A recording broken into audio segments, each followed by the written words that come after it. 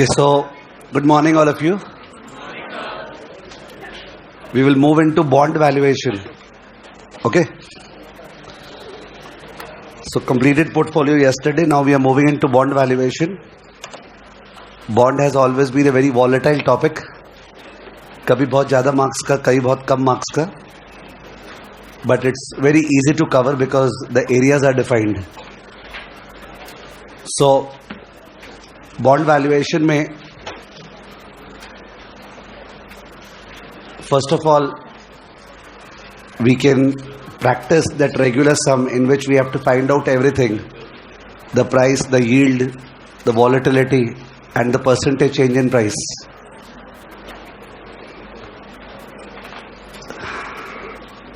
So let's write down example.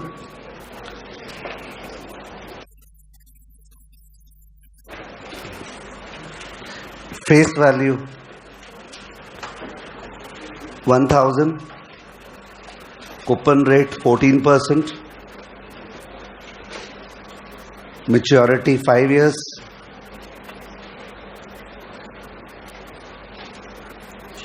YTM 15%,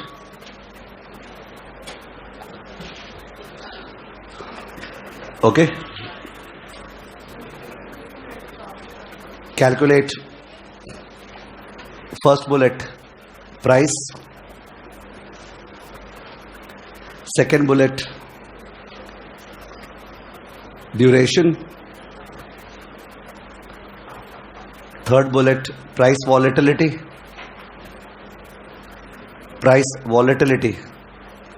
and last bullet expected price if yield falls by 80 basis point. If yield falls by 80 basis point, expected price if yield falls by 80 basis point. ठीक है? Okay, solution. So you remember this sum जिसमें 4 parts होते हैं. Instead of calculating the price by PVAF, they calculate the price by YTM का back calculation formula. We discussed it in the first class. So let's apply that formula. Solution: YTM equal to I plus F minus P by N divided by F plus P by 2. So 0.15 is 140 plus 1000 minus P by N. N is what? 5. The whole divided by 1000 plus P by 2. You have to solve it.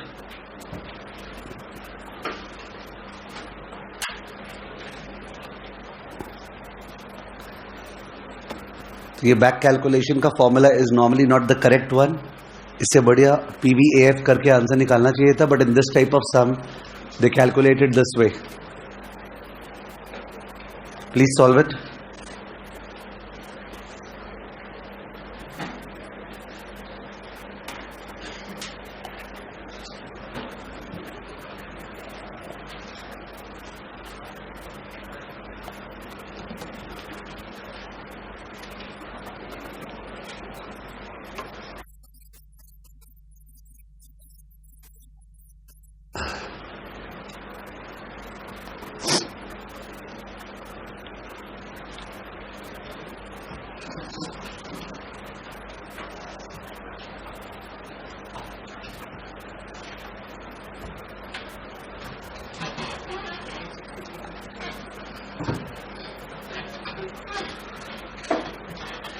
Since YTM ज्यादा है coupon rate से, guess work wise price जरा सा 1000 से कम आएगा. Because 14% coupon है, we are pulling at 15, तो प्राइस 900 समथिंग आना चाहिए. ओके, सॉल्व करने से आ रहा है प्राइस 963 पॉइंट क्या 64. Price 963.64. This is the price approx. Second part करें. Years cash flow,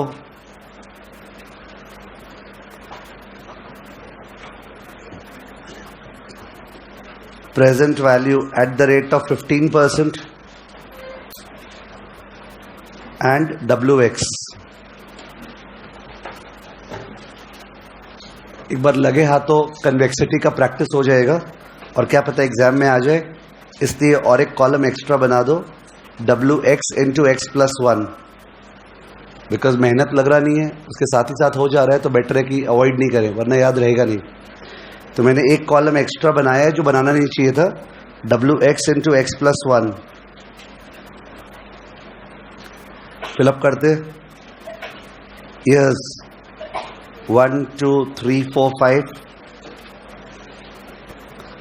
cash flow coupon rate 14% था, तो 140, 140, 140, 140 and 1140.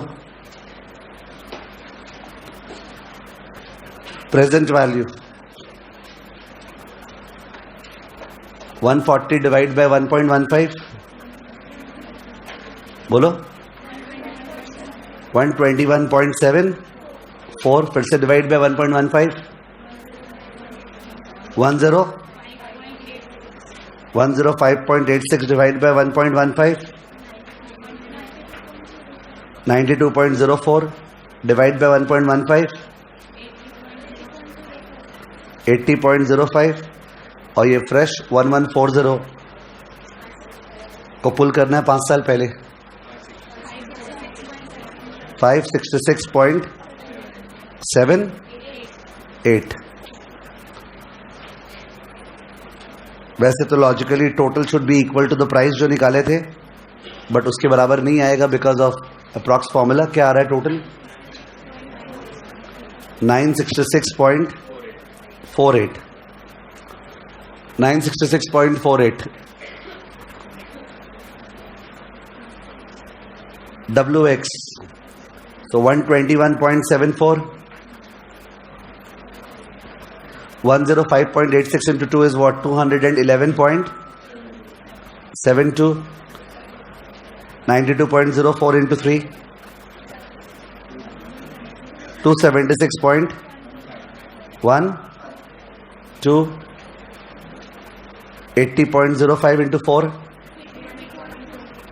320.2. 566.78 into 5. 2833.9. Total 3763.71. ओके, एक बार लास्ट कॉलम को फिलअप नहीं कर रहे because that's not a part of the question. So bond को revise करना बहुत ज्यादा इजी है बिकॉज अगर आप ये सम पकड़ते हो तो शुरू के 10-15 पेजेस ऑफ बॉन्ड हो जाते हैं. ठीक है ना? Accordingly duration of the bond D is equal to summation WX divide by summation W. 3763.71 divide by 966.48. क्या? 3.89 years. Duration 3.89 years. इसका दो इंटरप्रिटेशन था. We will try to tackle the bond with the help of single sums. 3.89 years का दो interpretation है. पहला जो काम का नहीं है, it's the average waiting time. पूरे पैसे के लिए एवरेज ड्यू डेट इंतजार 3.9 years करना पड़ा, ये काम नहीं आएगा. दूसरा वाला इंटरप्रिटेशन काम का है, वेरी इंपॉर्टेंट. वो वाला पोर्शन को यहीं पे खत्म करेंगे. If you are doing passive management, what management? Passive, which means you believe that sir interest rate बढ़ेगा या गिरेगा ये फोरकास्ट करना पॉसिबल नहीं है और ना ही मैं ट्राई करूंगा. मेरे को 15% रिटर्न चाहिए और ये 15% YTM का बॉन्ड है. मैं चाहता हूं एग्जैक्टली 15% चाहिए, ना ज्यादा मिले ना कम मिले. You are not wanting to earn greater than 15 और लेस देन 15. जबकि जो एक्टिव मैनेजमेंट होता है वो तो फोरकास्ट करता है कि इंटरेस्ट रेट बढ़ेगा गिरेगा, उसके हिसाब से long term short term bond पे खेलते हैं. पर पैसिव मैनेजर कुछ फोरकास्टिंग नहीं करते. वो एक बॉन्ड को बाई करके होल्ड करते हैं, पर होल्ड टिल मैच्योरिटी नहीं करते, होल्ड करता है till duration. Till what? Duration. ये ड्यूरेशन का मतलब है अगर इस बॉन्ड को अपने 3.89 ईयर्स होल्ड करते हैं, कितने साल? 3.89 ईयर्स, तो इतने सालों में द री investment effect and price effect will cancel out each other and you will earn the promised YTM। अगर तुम इस बॉन्ड को इतने साल होल्ड करते हो, तो अगर तुम्हारे बाई करने के बाद बाजार में इंटरेस्ट रेट 16-17% हो गया, तो बीच का जो ही पैसा आएगा 140, उसको 17 पे लगा पाएंगे फायदा। But at the same time bound का प्राइस गिरेगा, बॉन्ड का प्राइस गिरेगा, ठीक है। तो इन दैट केस जो तुमको फायदा होगा री इन्वेस्टमेंट पे और जो घाटा होगा प्राइस गिरने पे, वो दोनों कट जाएगा। और अगर यील्ड निकालेंगे, yield will be exactly what? 15%, ठीक है। अभी मैं इसका सम करा दूंगा, मैंने भी इंटरप्रेट कर दिया, उसका सम भी करा दूंगा कि उसका सम क्या होता है, ठीक है। तो पैसिव मैनेजमेंट उसी को बोलते हैं। This is the immunising period. What period? Immunising period. This will make you immune from interest rate fluctuations, ठीक है। तो कॉन्सेप्ट वाइज ड्यूरेशन का दो इंटरप्रिटेशन है, वेटिंग टाइम और क्या? Immunising period, okay. उसके अलावा अगर इस ड्यूरेशन को डिवाइड कर दे बाय 1+R, तब इसका इंटरप्रिटेशन हो जाता है it is price volatility. It's like beta, it's like beta, ठीक है। खैर ये आंसर आ गया third part. Price volatility that is MD equal to D by 1+R, MD equal to D divide by 1+R। So 3.89 divide by 1.15, क्या answer? 3.338 sorry, so 3.38%, 3.38% इसको बोलते हैं प्राइस वॉलेटिलिटी है। प्राइस वॉलेटिलिटी याद दिला दूं कॉन्सेप्ट के लिए, बिकॉज सम के साथ ही अगर कॉन्सेप्ट रिवाइज हो जाता है तो और भी रीडिंग नहीं करना पड़ता। ये था R, ये था P, तो प्राइस और यील्ड में इनवर्स रिलेशन है, प्राइस और यील्ड, बिकॉज यील्ड से पुल करते हैं ना। तो in that case it is like the demand curve, this is the relation. और इस कर्व में जहां पे अपने खड़े हैं, से वी आर स्टैंडिंग एट 15%, तो 15% पे जो टेंजेंट बनेगा उसका स्लोप इज MD। 15% पे जो टेंजेंट बनेगा उसका slope is what? MD, okay. तो MD is the price volatility, कि 1% इंटरेस्ट रेट चेंज होने से बॉन्ड प्राइस कितना चेंज होगा, ठीक है। तो ऑब्वियसली आपको एक ग्राफ बना के दिखाना नहीं है, ठीक है। तो बट अगर रिवाइज हो पाए तो इन दैट केस बेटर। तो 3.38% प्राइस वॉलेटिलिटी। फोर्थ पार्ट बोल रहा है 80 बेसिस पॉइंट इंटरेस्ट रेट गिरने वाला है, तो बॉन्ड प्राइस बढ़ने वाला है, कितना? 0.8 इंटू दिस, तो लिख दो percentage increase in price, percentage increase in price. Fourth part में percentage increase in price is 3.38 into 0.8, percentage increase in price is 3.38 into 0.8 equal to what? 2.71704, ठीक है। तो 2.7%, ओके, ले रहा हूं 2.7%। क्या पूछा था? परसेंटेज चेंज इन प्राइस या नया प्राइस? चेक द लैंग्वेज, नया प्राइस। एग्जाम में ये सब लैंग्वेज चेक करना बहुत जरूरी है। नया प्राइस पूछा था, therefore expected price equal to, निकाल दो जो प्राइस आंसर नंबर 1 में निकाले थे, प्लस 2.7%। जो प्राइस आंसर नंबर 1 में निकाले थे प्लस 2.7%, जो प्राइस आंसर नंबर 1 में निकाले दैट प्लस 2.7%। बोलो क्या आया? 989.70 अप्रॉक्स में यही आ रहा है, 989.70। मतलब बॉन्ड कितना बढ़िया चीज है, बिकॉज इसको रिवाइज करना एक सम से पॉसिबल है, बिकॉज अपने स्पॉट और फॉरवर्ड तो कर चुके, R01, R02, F12, F23 उस दिन कर चुके। तो बॉन्ड को मोर और लेस एक सम के हेल्प से अगर आराम से रोके उस पर, तो रिवाइज करना पॉसिबल है। ये तो अपने लिख के कर रहे हैं एग्जाम के टाइम पे, तो घर पे तो ये 4 कॉलम क्या बना के करेगा? तुम तो ऐसे सोच ही लेगा ना कि भाई ऐसे 4 कॉलम बनता है, ऐसे ऐसे हो रहा है। It's very fast to revise and then you can look at a few sums, 8-10 sums which you have marked. 989.7, ठीक है। तो बॉन्ड का प्राइस निकाल दिए, ड्यूरेशन निकाल दिए, MD निकाल दिए और उसका चेंज निकाल दिए, प्राइस में क्या होगा? 989.7।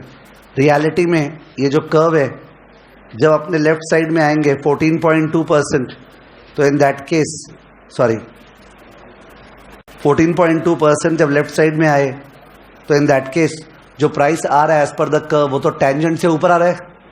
रेड कलर का जो टेंजेंट बनाया हुआ है, प्राइस तो उससे ऊपर आ रहा है ना। माने when the yield falls, price rises at a higher rate. दिख रहा है आपको? ये जो हायर रेट है, ये वाला part, this part is what? Convexity.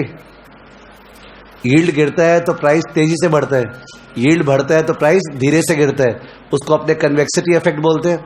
Convexity कभी एग्जाम में पूछा हुआ नहीं है, पूछने का प्रोबेबिलिटी भी लो है, बट सिंस कन्वेक्सिटी निकालने में कोई ज़्यादा नॉलेज नहीं है, जो 4 कॉलम तुमने बनाया उसमें एक कॉलम और बनेगा क्या? WX into X+1, तो बिकॉज ऑफ विच अपने छोड़ रहे नहीं है। You understanding? You got not to get after this, but remember you know convexity. एक कॉलम एक्स्ट्रा बनेगा WX into X+1, ठीक है? तो WX into X+1 बनाए, 121.74 into 2, 121.74 into 2, 243.48, 211.72 into 3, 635.16, 276.12 into 4, 1104.48, 320.2 into 5, 1601. कुछ नहीं, 2883.9 into 6, 17003.4. टोटल क्या आया? 2587 टिकता और 20 फिर 587, ओके, 0.5 अप्रॉक्स, 20587.5 लास्ट कॉलम का टोटल। तो कन्वेक्सिटी का formula, in case by chance आ गया as a shocker in the exam, तो कन्वेक्सिटी का formula is summation WX into X+1 divided by summation W 1 plus R whole square. This is the formula. Convexity का. I'm not saying it's important. I'm not at all saying that, but it's there. और effort है नहीं, एक column extra बना के हो जा रहा है तो क्यों छोड़े? ठीक है? Summation WX into X+1 divide by summation W 1 plus R square. ये काफी बड़ा आता है, तो लास्ट कॉलम का टोटल आया अपना 20587.5, 20587.5 डिवाइडेड बाय समेशन W क्या आया था? 966.48 और 1.15 का स्क्वायर, काफी ज्यादा आता है, 16.11. Let's not bother too much about it's interpretation. Basically ये ड्यूरेशन का रेट ऑफ चेंज है. किसका? ड्यूरेशन का. ओके, मौका मिला रिवाइज करने का. तो जो डेल्टा था ना, डेल्टा जो अपने डिस्कस किए थे, hedge ratio, that was rate of change of what with respect to what? Rate of change of option with respect to share price. याद है? डेल्टा 0.6, मतलब शेयर का दाम 1 रुपया बढ़ेगा तो कॉल का दाम 0.6 बढ़ेगा. Delta was the rate of change of option with respect to share price. पर डेल्टा खुद चेंज होता है और डेल्टा का rate of changes gamma. Delta का रेट ऑफ चेंजेस गामा. मैं ऑप्शन का बात कर रहा हूं. ऑप्शन में 5 तो ग्रीक है, delta, theta, vega, rho and gamma. तो डेल्टा तो विद रिस्पेक्ट टू शेयर होते हैं, vega with respect to volatility होता है, rho with respect to interest rate होता है, theta with respect to time होता है, और गामा होता है डेल्टा का रेट ऑफ चेंज. किसका? डेल्टा का, माने सेकेंड डेरिवेटिव. वैसे ही बॉन्ड में जो ड्यूरेशन है वो rate of change of price है. ड्यूरेशन क्या है? Rate of change of price. पर rate of change of duration क्या है? Convexity. Convexity is the rate of change of duration. ठीक है? तो ज्यादा फोकस नहीं करना है, लगे हाथों हो गया तो बढ़िया है. ठीक है ना? ये एक टिपिकल सम है. इस टिपिकल सम से एक दूसरा सम याद आया. एक बार केवल एक सम दिया हुआ है जो कि सरप्राइजिंग होगा वापस से आ गया तो. उस सम में अपने को ड्यूरेशन दिया हुआ रहता है 3 साल के बॉन्ड का. 5 साल बहुत बड़ा हो जाएगा, ये लोग 3 साल का देते हैं। 3 साल के बॉन्ड का ड्यूरेशन दिया रहता है से 2.73 ईयर्स, और अपने को सब में कूपन निकालना है और बॉन्ड प्राइस निकालना है। कूपन और बॉन्ड प्राइस, मैंने कूपन नहीं दिया, 14% इज नॉट गिवन, इंस्टेड अपने को ड्यूरेशन दिया हुआ है। तो सम को सॉल्व करने के लिए अपने को कूपन को एक्स मानना पड़ता है, तो ये पूरा टेबल एक्स में बनेगा, ठीक है। इनफैक्ट एक्स नहीं मान के सी मान ले, सी, बिकॉज ईयर्स तो एक्स होता है ना। तो अपने जो कैश फ्लो वाला कॉलम है वो क्या बनता है, सी सी सी सी, और लास्ट में सी प्लस 1000।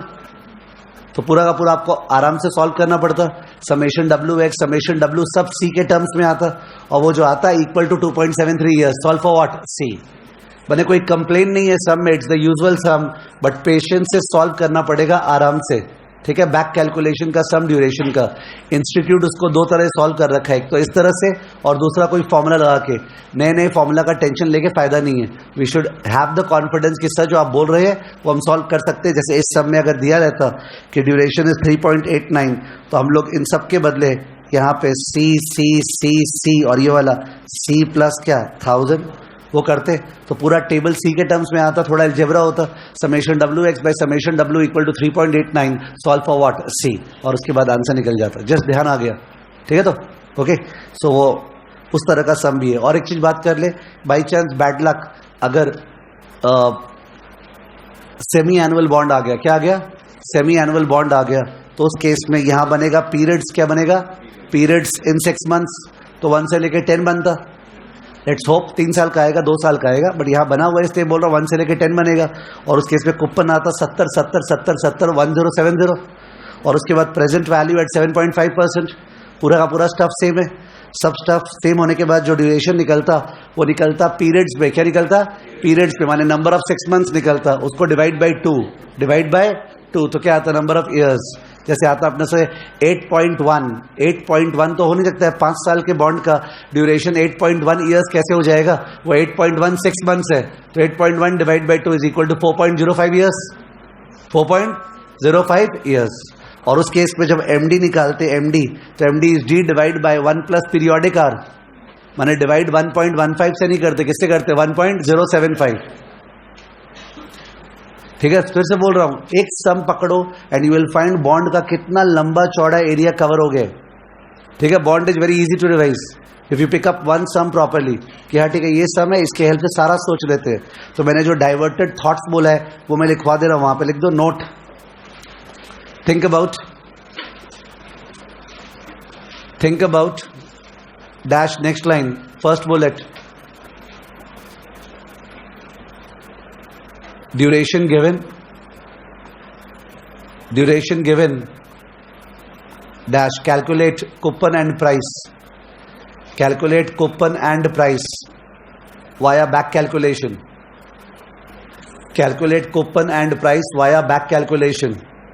तो जब आप घर पे रिवाइज करोगे आपको ध्यान आया, और सी वैसे, तो that is comfortable. Second bullet, also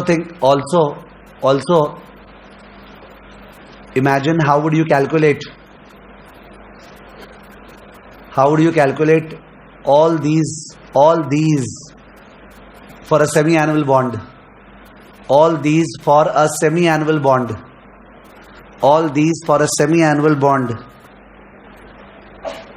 so semi annual bond में यहां पे क्या लिखते हैं, लेफ्ट साइड में बोर्ड पे देखो 0.075 ना, 0.075 equal to 70 plus 1000 minus P by 10 divide by 1000 plus P by 2, और पी निकलता। उसके बाद जाता है टेबल में, उसमें पीरियड्स 1 to 10, सही है। तो वो मन में आ जाता है थॉट कि क्लियर है, ठीक है। Otherwise you have to search for the sum and do it, but you will not have the time, ठीक है। तो एक सम देखे, उसके हेल्प से राइट लेफ्ट सोच ले, बिकॉज कौन सा सेमी एनुअल बॉन्ड आता है, सेमी एनुअल बॉन्ड तो नहीं आता है ना। तो जो नहीं आता है उसको आप नहीं कर रहे हो, पर आप समझ के जा रहे हो, दैट्स वेरी गुड। कन्वेक्सिटी नहीं आता है पर मेरे को पता है क्या करना है अगर आ गया तो that way you are trying to smartly utilise your time, ठीक है। तो बॉन्ड का एक मेजर सेक्टर कवर हो गया इससे, करेक्ट है।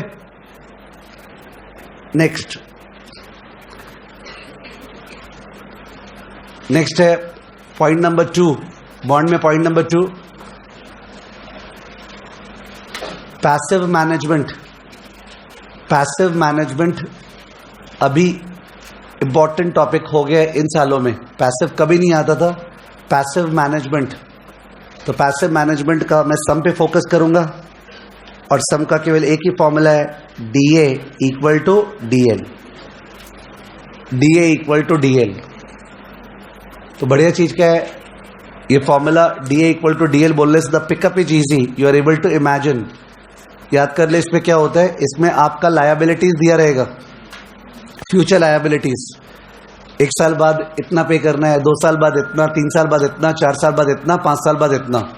और अपॉर्चुनिटी कॉस्ट दिया रहेगा, माने रिक्वायर्ड रेट ऑफ रिटर्न. तो जैसी लायबिलिटी दिया हुआ है अपने 4 कॉलम का टेबल बना के DL निकाल लेंगे. Let's be very mechanical. Liability दिया हुआ है तुम वही 4 कॉलम बनाओगे और DL निकल जाएगा ना, एकदम इजी. DL निकलने के बाद तुम्हारा DL आया 3.2 ईयर्स. किसा मेरा लायबिलिटी तो अलग अलग टाइम पे है पर ऑन एन एवरेज 3.2 ईयर्स के एंड में है. तो उस केस में मेरा जो एसेट्स है ना, जो है पैसा लगाने वाला हूं बॉन्ड्स में, उनका भी ड्यूरेशन क्या होना चाहिए, 3.2 ईयर्स. सिंस मेरा लायबिलिटी का ड्यूरेशन 3.2 ईयर्स है तो एसेट्स का ड्यूरेशन 3.2 ईयर्स. काश एक बॉन्ड मिल जाता जिसका ड्यूरेशन 3.2 ईयर्स होता, तो उस केस में आंसर होता invest in that bond. But since exam में सम बन रहा है तो ये लोग वो बॉन्ड तो देंगे नहीं. ये लोग एक बॉन्ड देंगे से 3 साल का बॉन्ड जिसका ड्यूरेशन से 2.6 ईयर्स है, और एक 6 साल का बॉन्ड जिसका ड्यूरेशन 5 ईयर्स है. तो एक 2.6 ईयर्स का बॉन्ड और एक 5 ईयर्स का बॉन्ड, दोनों ही सूटेबल नहीं है, पर दोनों का वेटेड एवरेज करे तो 3.2 आ सकता है ना. Understood the sum. Step 1 DL निकालना है. क्या निकालना है, DL. उसमें कोई नया चीज है नहीं, वही टेबल ड्रॉ करना है. स्टेप 2 2 ठो बॉन्ड दिया रहेगा. मोस्ट प्रोबेबली दोनों बॉन्ड ZCB देगा. क्या देगा, ZCB. तब तो कुछ भी मेहनत नहीं करना है. ZCB में तो वेटिंग टाइम क्या होता है, मैच्योरिटी. अगर 3 साल का ZCB है, बीच में तो पैसा आ रहा ही नहीं है, उसका ड्यूरेशन तो 3 ही है. तो ZCB दिया रहेगा 2 ठो से, एक 3 का एक 5 का. तो तुम 3 और 5 का ड्यूरेशन 3-5 हो गया. उसके बाद W into 3 plus 1 minus W into 5 equal to 3.2. Solve for what, W. Understood. तो very easy, but yes it should not be left. ठीक है. तो once again bond falls into a category, bond and equity, जिसमें problem होने वाला है time का. Because आप ऑब्वियसली फॉरेन एक्सचेंज डेरिवेटिव उसको पहले फोकस करके हो सकता है टुवर्ड्स द एंड बॉन्ड पे आओगे. मैं जो इमेजिन करता हूं, आज अपना एफर खत्म हुआ, कल शाम को या रात को आप बॉन्ड करते होगे. समझे ना, वही वाला हाल होगा. अरे कल just before the day of the exam on the night 8 PM suppose या 8:30 आपने बॉन्ड को ओपन किया. यू रिक्वायर दैट थिंग कि काश आधे घंटे 1 घंटे में हो जाए. और एट द सेम टाइम वैसे नहीं हो कि यार ये छोड़ दिए वो छोड़ दिए, कंफर्टेबली हो जाए, that we are convenient. So we got to save time कि कैसे 1 घंटे में खत्म कर लें. ओके, तो दैट्स इंपॉर्टेंट. तो उस केस में DA इक्वल टू DL का जैसे मैंने बताया अभी, सपोज तुम्हारा इमेजिन हो गया, फिर तुम एक सम जो है वो खोले और उसको सॉल्व, मैंने पहले अपना इमेजिन कर लिया फिर सॉल्व किया हुआ देख लिया, तो in that case that's fine, you move ahead. Correct है. तो DA इक्वल टू DL का सम. तो DA इक्वल टू DL के सम में लेट्स टेक इट, सॉरी एक मिनट,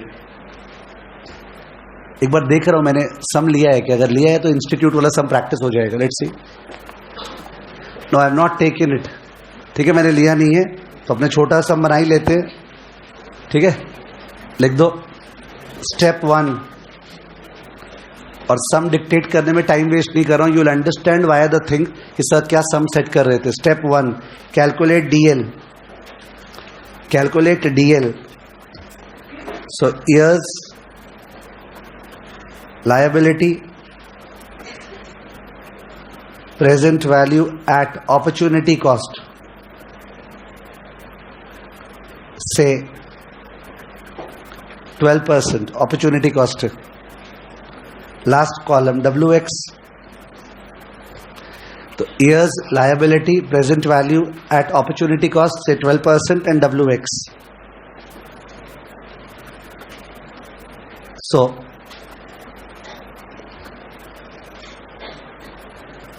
1, 2 और 3 साल का लायबिलिटी है. लायबिलिटी है अपना 20,000, 50,000, 30,000. ये लायबिलिटी 20,000, 50,000, 30,000. PV निकाल दे राउंडेड ऑफ, क्योंकि बड़ा फिगर्स है ना तो जरूरत नहीं है डेसिबल में जाने का. 20,000 बाय 1.12 17,857. डेसिमल में नहीं जाना चाहिए बिकॉज बड़ा फिगर चल रहा है. 50,000 2 साल पहले, 39,860. 30,000 3 साल पहले, 21,333. 353 है. 21,353. 21,353. WX तो 17,857 और 39,860 इंटू 2 79,720 और 21,353 इंटू 3 64,059. टोटल 161,636. 161,636. 161,636. ठीक है. तो ये आ गया अपना समेशन WX और ये समेशन W. थर्ड कॉलम का टोटल क्या है? 79,070. रिमेंबर, ये जो लायबिलिटी का प्रेजेंट वैल्यू आता है यही तो अमाउंट टू बी इन्वेस्टेड है. क्योंकि अगर मैं 79,070 कहीं पे लगाऊंगा और मेरे को 1 साल बाद इतना 1 साल बाद 20,000, 2 साल बाद 50,000, 3 साल बाद 30,000 मिलेगा, तो मैंने लगाया 79,070 और मिला मेरे को टोटल 1 लाख. तो 79,070 लगाना और 1 लाख मिलना मतलब रिटर्न क्या है? 12% पर एनम. तो this is the amount to be invested. Okay, next line. Therefore DL equal to, कर दो डिवाइड. DL इक्वल टू this by this, 16,136 divide by 79,070. क्या बोले? 2.04 ईयर्स. 2.04 ईयर्स. तो अगर आपको इम्यूनाइज करना है तो आपको ऐसे पोर्टफोलियो में इन्वेस्ट करना है जिसका ड्यूरेशन 2.04 ईयर्स हो. ठीक है. तो लिख दो step 2. Given 1 year ZCB and 5 year ZCB. Given 1 year ZCB and 5 year ZCB. ये जरूरी नहीं है कि ZCB ही देगा. अगर ZCB नहीं दिया तो जो भी बॉन्ड देगा उसका आपको ड्यूरेशन निकालना पड़ेगा जो आपको निकालना आता है. ठीक है. मैंने यहां पे 1 year 5 year ले लिया है ZCB. Therefore duration equal to maturity. Therefore duration equal to maturity. Okay, 1 का 1, 5 का 5.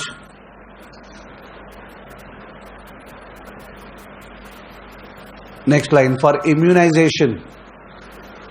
इम्यूनाइजेशन तभी तो नाम है पैसिव मैनेजमेंट कि अपने को ज्यादा नहीं चाहिए, कमती नहीं चाहिए, 12% चाहिए. For immunisation dash. Next line. DA equal to DL. DA equal to DL. Okay, DA equal to DL. So W1 into 1 plus W5. Bond का नाम 1 of 5 बोल दिया हूं मैं. ठीक है. W1 से लाइक 1 ईयर का wait. W5 into 5 equal to 2.04.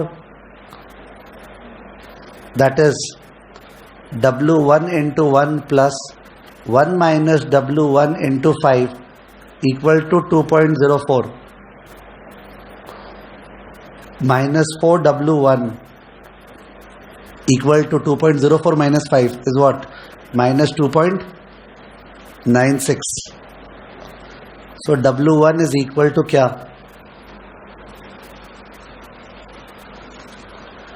W1 is equal to what? 0.74 and W5 is equal to 0.26. बस ये सम होता है DA इक्वल टू DL का. तो बहुत आसान सम है. ठीक है. तो DA इक्वल टू DL.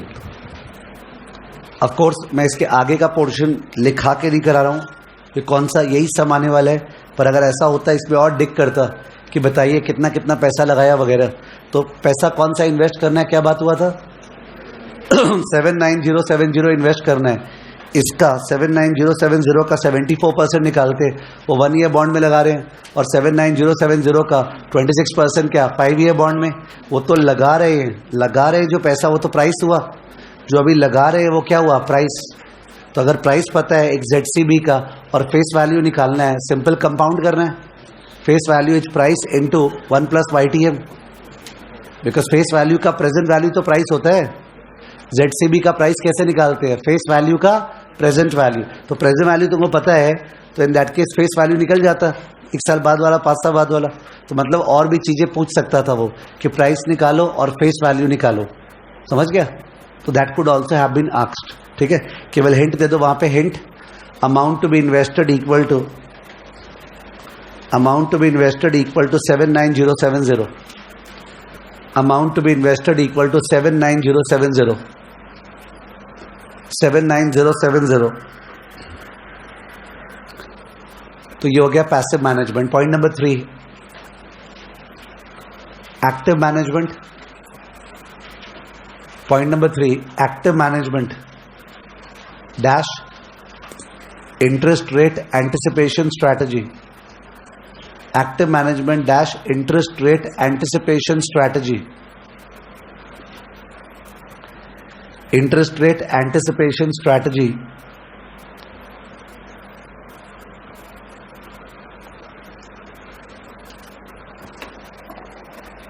तो इसमें सिंपल ये है कि पहला बात तो अपने एक्टिव मैनेजमेंट है, यानी अपने को रिटर्न ज्यादा अर्न करना है. कैसे न कैसे we have to earn a higher return. तो अपने पास एक पोर्टफोलियो ऑफ बॉन्ड्स है. This is the portfolio of bonds. इनका मैं ड्यूरेशन लिख रहा हूं. से इसका है 3.7 ईयर्स, इसका है 4.5, इसका है 6 और इसका है 9. ये 4 बॉन्ड्स है. इनका अपने को वेट्स भी पता है, 0.2, 0.3, 0.4, 0.1. ये 4 बॉन्ड्स है मेरे पोर्टफोलियो में. मैंने चारों का ड्यूरेशन लिख दिया और वेट्स लिख दिए. तो अपने ड्यूरेशन ऑफ पोर्टफोलियो निकाल सकते हैं ना? एक बार निकाल दीजिए. रफली कॉपी भी कर लो प्लीज. हेडिंग देखिए, पोर्टफोलियो बॉन्ड्स. ये पोर्टफोलियो ऑफ बॉन्ड्स है. बॉक्स के अंदर उनका ड्यूरेशन लिखा हुआ है, बॉक्स के बाहर उनका वेट्स लिखा हुआ है. ऐसे लिखना कि तुमको समझ में आ जाए. ओके, बॉक्स के अंदर उनका ड्यूरेशन है, बॉक्स के बाहर उनका वेट्स है.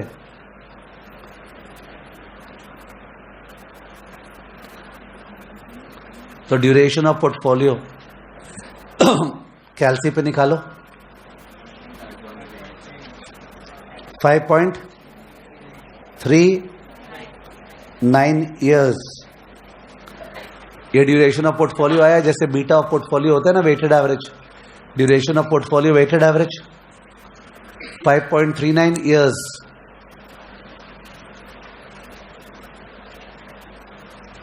ध्यान रखिए कि 5.39 ईयर्स से ही तो एमडी निकलता है ना. इसको जब डिवाइड बाय 1+R करते हैं तो क्या आता है? वॉलेटिलिटी. तो अगर आप फंड मैनेजर हो और आपको लगता है कि इंटरेस्ट रेट गिरने वाला है, interest rate is going to fall, तो bond price is going to rise. तो ये जो 4 बॉन्ड्स थे, इनमें तो कौन सा बॉन्ड सबसे ज्यादा तेजी से बढ़ेगा? 9 ईयर्स वाला.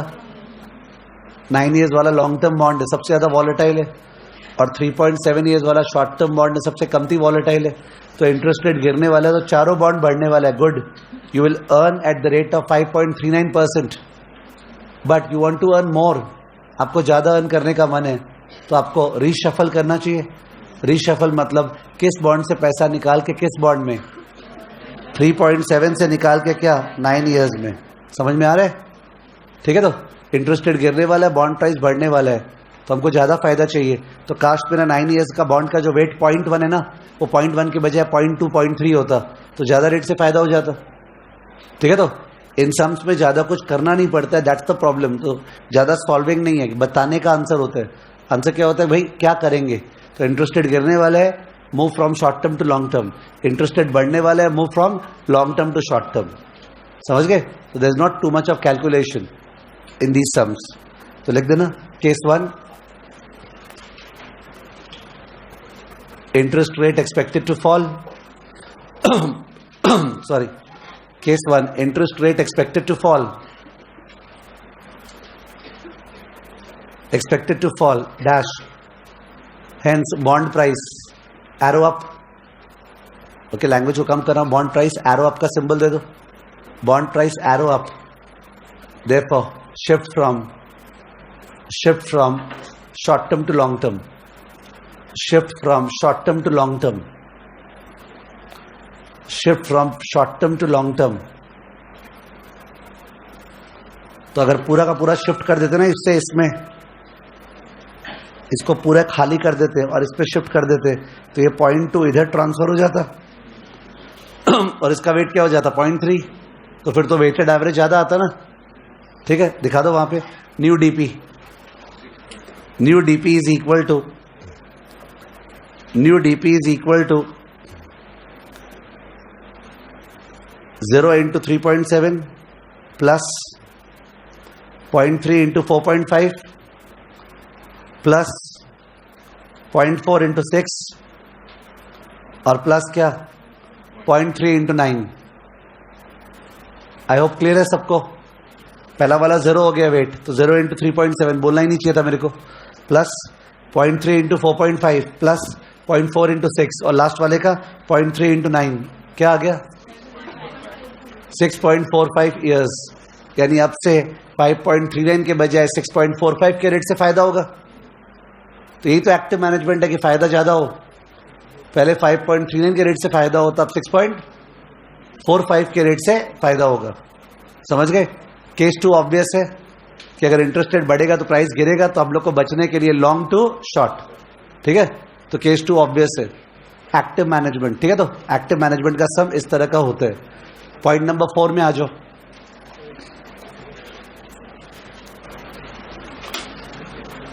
Point number 4,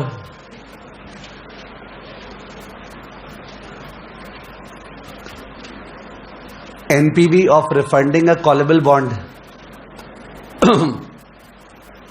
point number 4, NPV of refunding a callable bond, NPV of refunding a callable bond,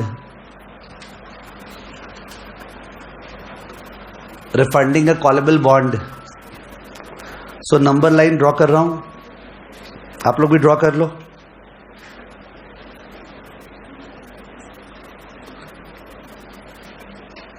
ये है टुडे,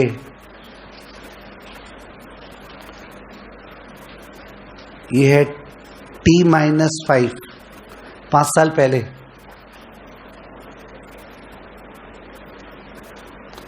और ये T+25 आज से 25 साल बाद। टुडे इज T, 5 साल पहले कुछ हुआ था और अभी 25 साल और बाकी हैं। तो 5 साल पहले बेसिकली अपने बॉन्ड इशू किए थे 1000 का, कूपन रेट 14%, इशू किए थे 960 पे, पर फ्लोटेशन कॉस्ट लगा था 30, तो घर पे क्या आया था 930। ऐसे ही आप समझोगे, because we don't have the scope of going for a dictation and all. ठीक है, तो सब चीज क्लियर है सर। 5 साल पहले बॉन्ड इशू किए थे 1000 फेस वैल्यू का 14% कूपन, 960 पे इशू किए थे, 30 का क्या था फ्लोटेशन कॉस्ट, तो घर पे क्या आया था 930। जो भी तुमको एक्स्ट्रा मार्क करना है तो मार्क कर सकते हैं, जैसे 30 फ्लोटेशन कॉस्ट है। Okay, that is your way of writing. और ये 30 साल का बॉन्ड था। कितने साल का? 30 साल, 30 इयर्स बॉन्ड था, 30 इयर्स बॉन्ड, 30 इयर्स बॉन्ड जहां लिखा है वहीं लिख देना callable in, callable in 5 years at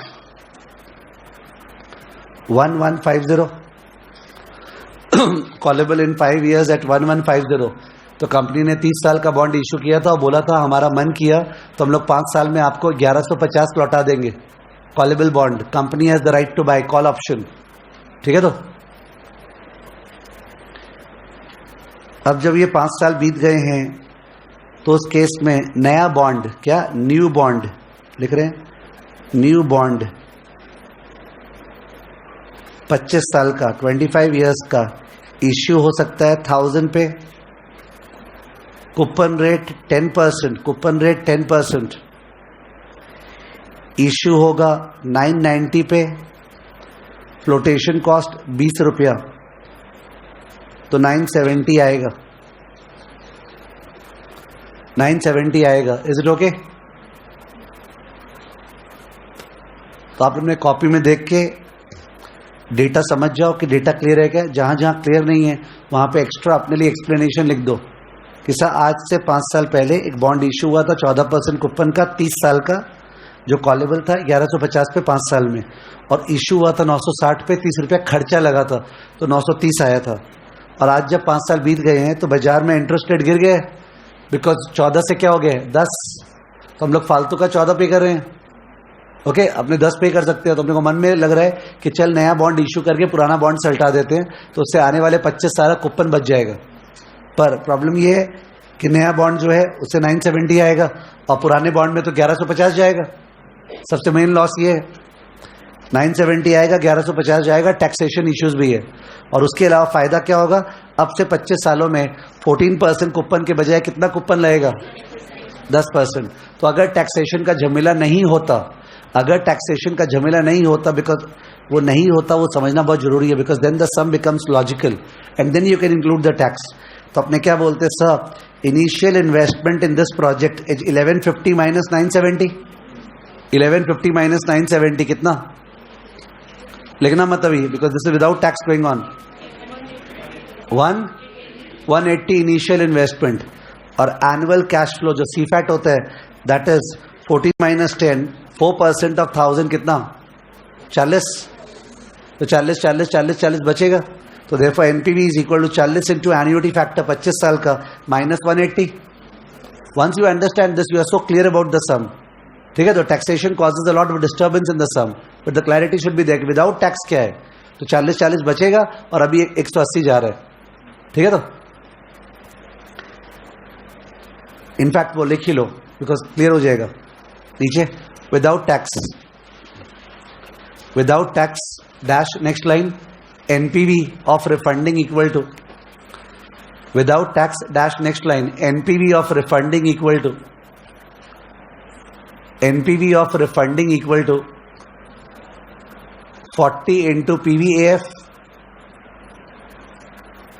bracket R, 25 minus 180, ठीक है। तो 40 का एन्युटी फैक्टर माइनस 180 सॉल्व करने के लिए नहीं लिखा है, इसलिए R को छोड़ दो। R मतलब बाजार में जो रेट होगा, कंपनी का जो कॉस्ट ऑफ डेट है, ये ऐसे लिखे अपने, इससे आपको क्लैरिटी आएगा। अब है टैक्सेशन है, तो टैक्सेशन है तो दो चीज को चेंज करना है, एक तो 180 को, एक 40 को, कि 180 में आज जो भी टैक्सेशन लगने वाला है उन सब का इम्पैक्ट, और 40 में बाद में जो टैक्सेशन है उसका इम्पैक्ट, ठीक है। तो अब नीचे ले लेते हैं अपने एक्चुअल सम, नीचे actual sum dash, actual sum में dash tax rate 30%, tax rate 30% and KD cost of debt, okay, post tax KD 8%, KD 8%। अगर ये केडी नहीं देता, तो जो नए बॉन्ड का कूपन है ना, कूपन उसका पोस्ट टैक्स मैंने 10 का इंटू 0.77% अपना डिस्काउंट रेट होता। तो डिस्काउंट रेट क्या तो दिख जाएगा तुमको साफ साफ, नहीं दिखा तो नए बॉन्ड का post tax coupon discount rate होगा, ठीक है। अब अपने बात करें शुरू में क्या होगा, लेट्स टॉक। 1150 माइनस 970 तो समझ में आ रहा है, 180 का हिसाब है। अब और क्या आएगा जाएगा वो डिस्कस हो रहा है। तो एक तो जो 1150 पे 150 है ना, 1150 पे जो 150 एक्स्ट्रा दे रहे हैं वो पीएल में डेबिट होते हैं, तो 150 पे टैक्स बचेगा। तो 150 का 30% कितना, अभी लिखना मत, डिस्कस हो रहा है। 150 का 30% कितना 45 बचा, तो 180 माइनस 45 का हिसाब आया, अभी का बात हो रहा है। उसके अलावा ये जो बॉन्ड में कितना डिस्काउंट था 40, ओल्ड वाले बॉन्ड में कितना डिस्काउंट था 40, कितना फ्लोटेशन कॉस्ट था 30, 40 प्लस 30 70 रुपीज इसका डिस्काउंट और फ्लोटेशन कॉस्ट था। तो वो जो 70 रुपीज है वो बैलेंस शीट में वहां पे खड़ा है, जो कि धीरे धीरे अमोर्टाइज हो रहा है, ओके, धीरे धीरे अमोर्टाइज हो रहा है, जो fictitious asset last item in the balance sheet, जो डिस्काउंट ऑन इश्यू और फ्लोटेशन कॉस्ट ऑन इश्यू, वो दोनों 70 रुपीज जो वहां पे खड़ा है और धीरे धीरे पीएल में डेबिट हो रहा है। कितने सालों में डेबिट होने वाला था 30, पर कितना साल बीता है 5, तो अभी भी तो 25 साल का अनएमोटाइज्ड पोर्शन है, तो कैलसी में 70 इंटू 25/30, 70 इंटू 25/30 लिखने का जरूरत नहीं है। 58.3 बैलेंस शीट में अभी भी है। तो जब बॉन्ड ही नहीं है तो वो क्यों रहेगा? जब अभी बॉन्ड ही खत्म कर रहे हैं तो 58.3 बैलेंस शीट में क्यों रहेगा? वो तुरंत पीएल में क्या होगा? डेबिट। तो 58.3 पे अपने को 30% टैक्स बचेगा। 58.3 पे 30% टैक्स बचेगा कितना? 17.5। इसका मतलब वो जो 180 माइनस 45 माइनस 17.5, 180 माइनस 45 माइनस 17.5 तो वो अपना इनिशियल आउटफ्लो हुआ। उसके अलावा सब में एक आइटम और दे देता है, इस सब में नहीं है, वो ये है कि अपने ये बॉन्ड इशू किए ना आज, तो इसका कूपन जाना चालू 10% ऑफ 1000, 100 रुपये आपसे जाना चालू, पर पुराना बॉन्ड को रिफंड करने में 2-3 महीना और लग जाएगा। जहां टुडे लिखा है ना, वो टुडे प्लस 3 मंथ होगा जब बॉन्ड को लौटाएंगे, तो 3 महीने का 14% कूपन फालतू का एक्स्ट्रा लगेगा। जो 10% लग रहा है वो एक्स्ट्रा नहीं है, वो तो 25 साल का ही है, पर वो जो 14 बंद हो जाना चाहिए था वो 3 महीने का और लगेगा। तो 3 महीने का लगेगा तो वो इंटरेस्ट निकाले कि 14% 1000 का 140 3 महीने का, उसका पोस्ट टैक्स, बिकॉज अगर वो जाएगा तो पीएल में डेबिट होगा ना, तो उसका पोस्ट टैक्स इनिशियल आउटफ्लो में क्या होगा? ऐड। अंडरस्टूड? तो दिस इज इनिशियल इन्वेस्टमेंट। ठीक है, तो वहां नीचे लिख लेना also there is 3 month overlapping period. Also there is 3 month overlapping period. There is 3 month overlapping period. तो overlapping period वर्ड से आप समझ जाओगे, मैंने लैंग्वेज को टाना नहीं है कि overlapping period में क्या हो रहा है। Para change step 1 initial investment. Step 1 initial investment. तो इनिशियल इन्वेस्टमेंट में डायरेक्ट कर दे रहे हैं 180 minus 30% of 150 minus 30% of 70 into 25/30 plus 70% of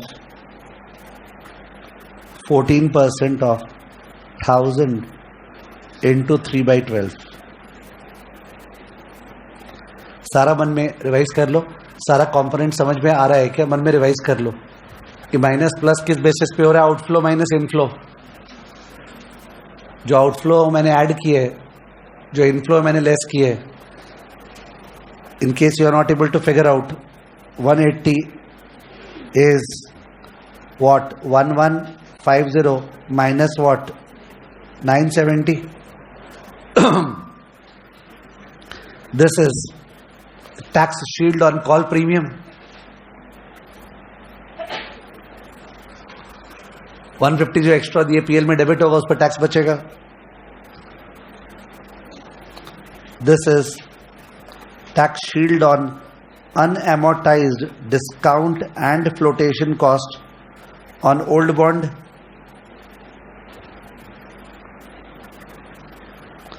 okay, tax shield on unamortized discount and flotation cost on old bond, 25 साल का पार्ट।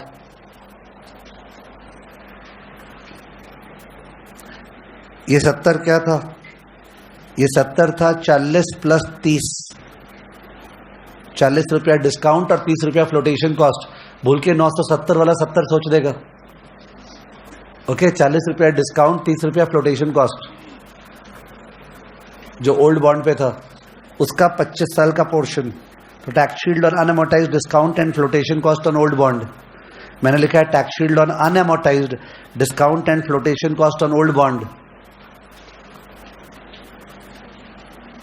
ठीक है, तुम लोग के लिए तो ये बहुत इजी होना चाहिए। If you think about the accounting angle कि उस समय एंट्री क्या पास किए, ये bank account debit 930, discount account debit, flotation cost account debit to what? Bond.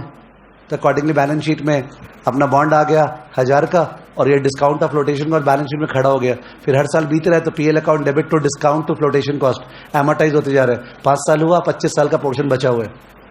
समझ गए? This should be crystal clear to you given the accounting background. ठीक है ना? उसके बाद ये वाला जो पार्ट था ये था ओवरलैपिंग पोस्ट टैक्स इंटरेस्ट, ये था overlapping post tax interest on old bond. Okay, overlapping post tax interest on old bond.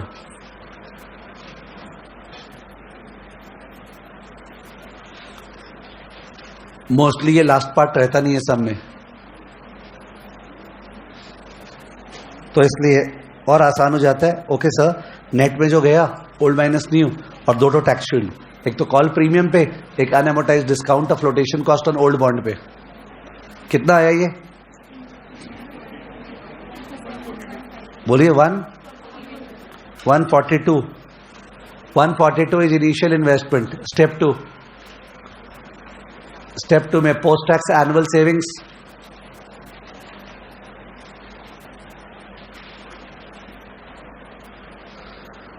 Post tax annual savings, उसमें ओल्ड बॉन्ड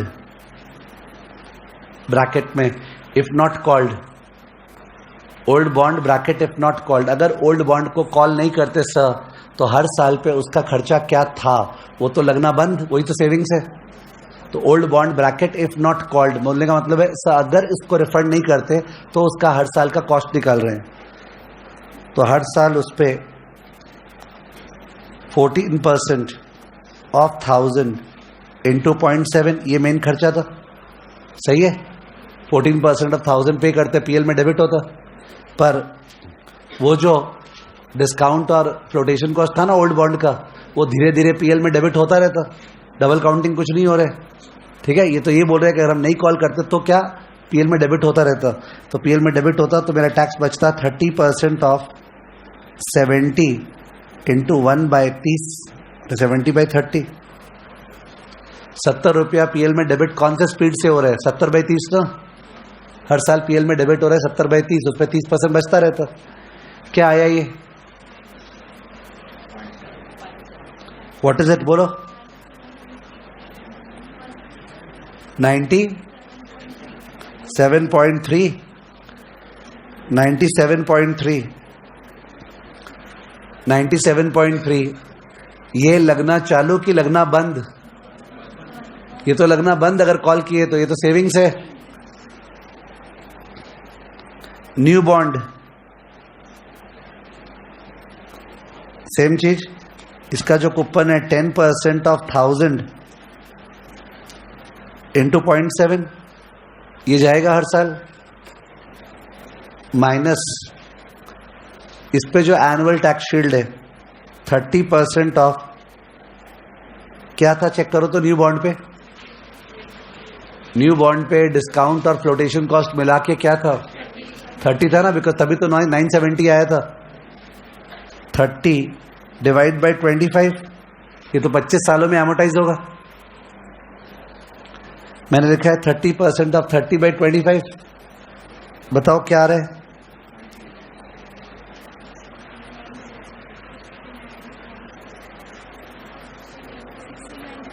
$69.64. ये तो फायदा है कि 69.64 केवल खर्चा लगेगा instead of 97.3. Therefore, annual savings 97.3 minus 69.64. 97.3 minus 69.64 क्या? 27.66. 27.66 पर एनम. ठीक है, for 25 years per annum for 25 years ये सेविंग्स होगा. तो step 3 NPV, step 3 NPV equal to 27.66 into PVF, 27.66 into annuity factor 8% comma 8% comma क्या 25, 8% कॉमा 25, 8% दिखाया है मैंने post tax KD. 8% comma 25, the whole thing minus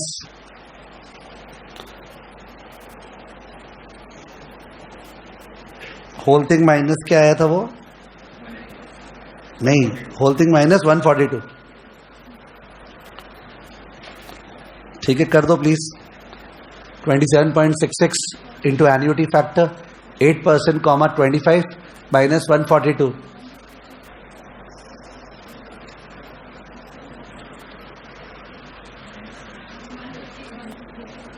minus करके आंसर क्या है? 153.26. 153.26 पॉजिटिव. ठीक है, तो refunding decision is viable. Refunding decision is viable. Refunding decision is viable. Refunding decision is viable.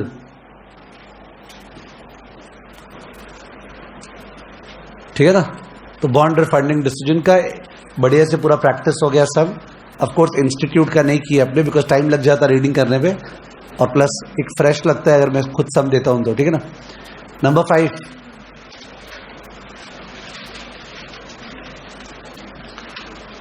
Number 5, clean price and dirty price. Number 5, clean price and dirty price. Number 5, clean price and dirty price. Clean price and dirty price.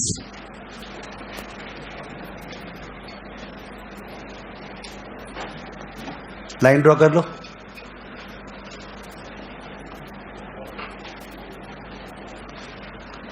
ये जो है today है,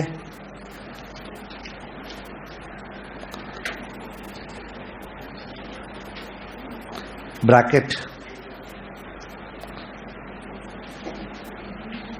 17th March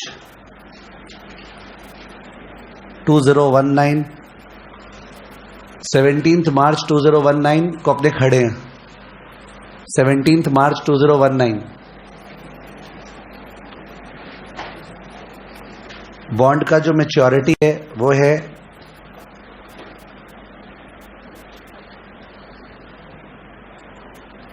30th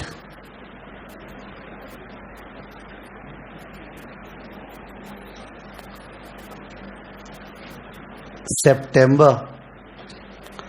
30th September 2030 maturity. 30th September 2030 maturity है bond का. Bond का features अलग से थोड़ा स्पेस छोड़ के नीचे लिखा रहा हूं. फेस वैल्यू 1000 है. कूपन रेट 11% है. Payable semi annually. Payable semi annually on at the end of मार्च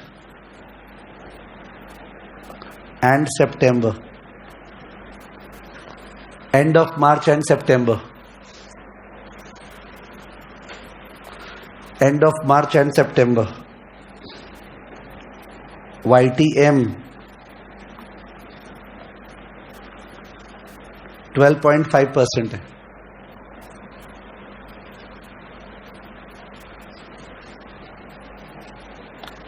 ठीक है, अपने को प्राइस निकालना है. क्या निकालना है? प्राइस. इसका क्लीन प्राइस निकालना है और इसका डर्टी प्राइस निकालना है.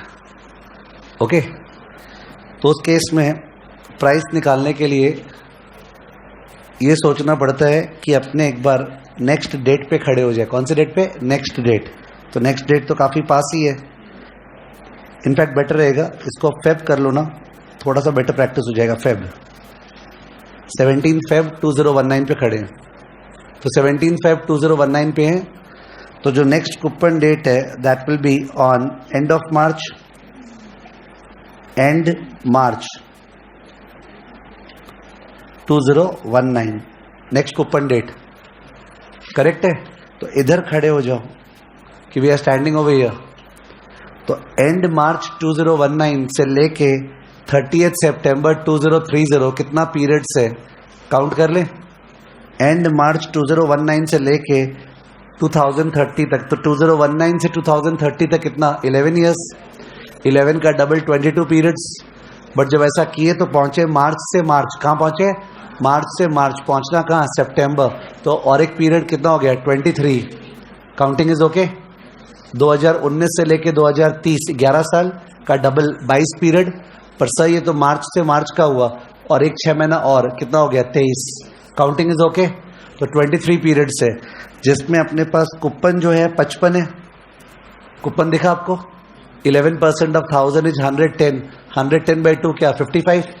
तो 55 कूपन है 23 बार, उसको पुल करना है और लास्ट का 1000 को पुल करना है 6.25% पे। I hope you are okay.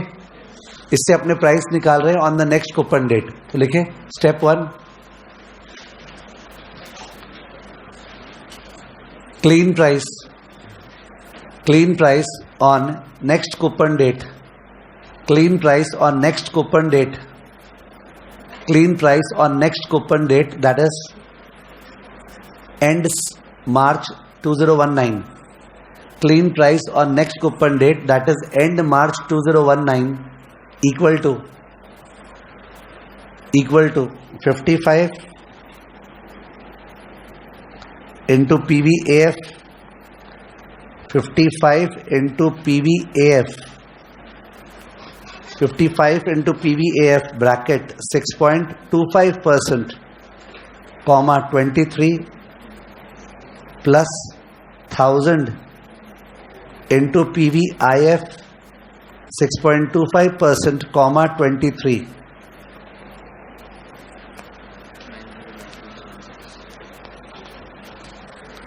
Okay, 55 into annuity factor plus 1000 into discounting factor.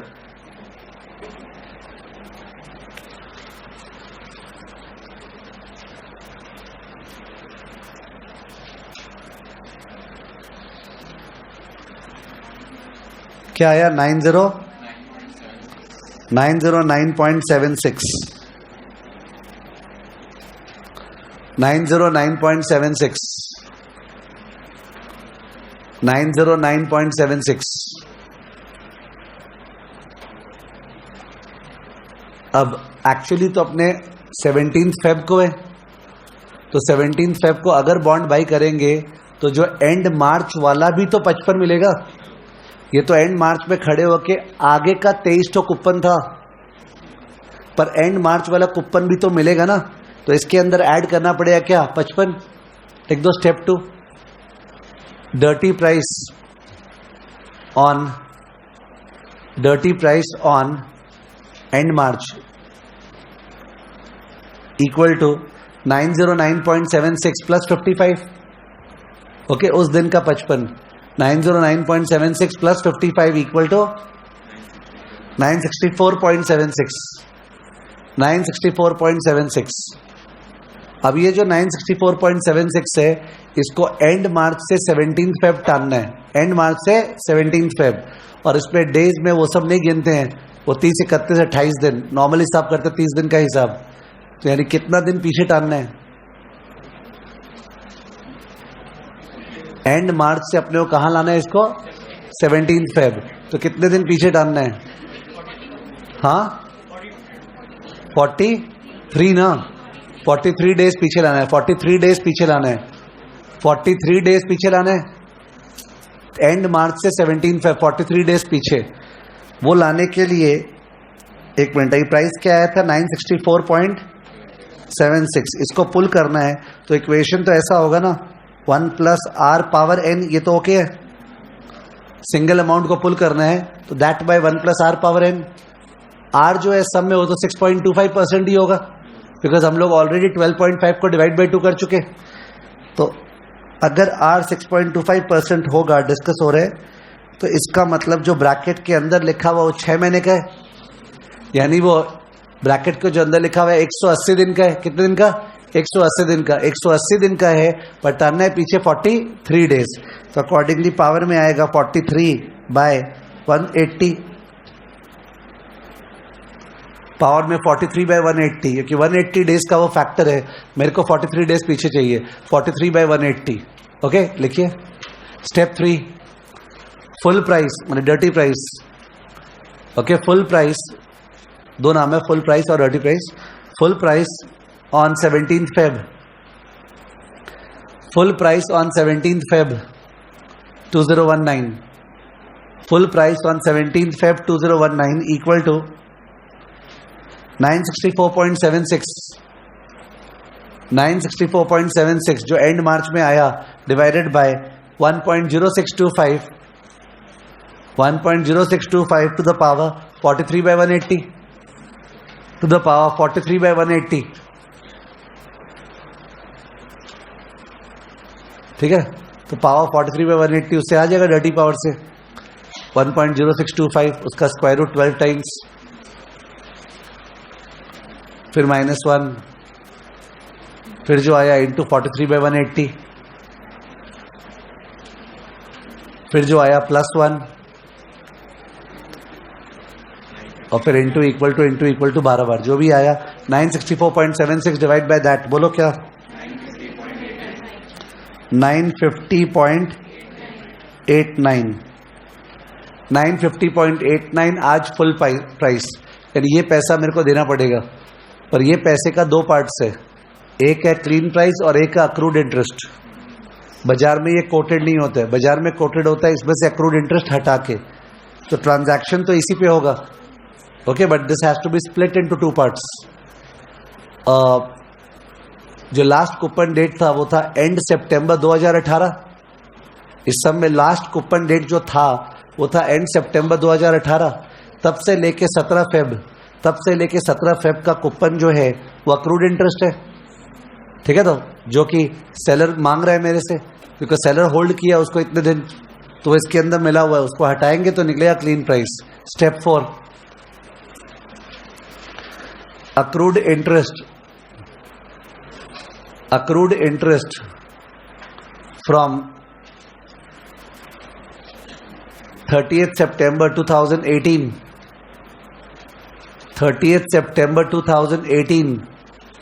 to 17th Feb 2019. 30th Feb 2018 to 17th Feb 2019 equal to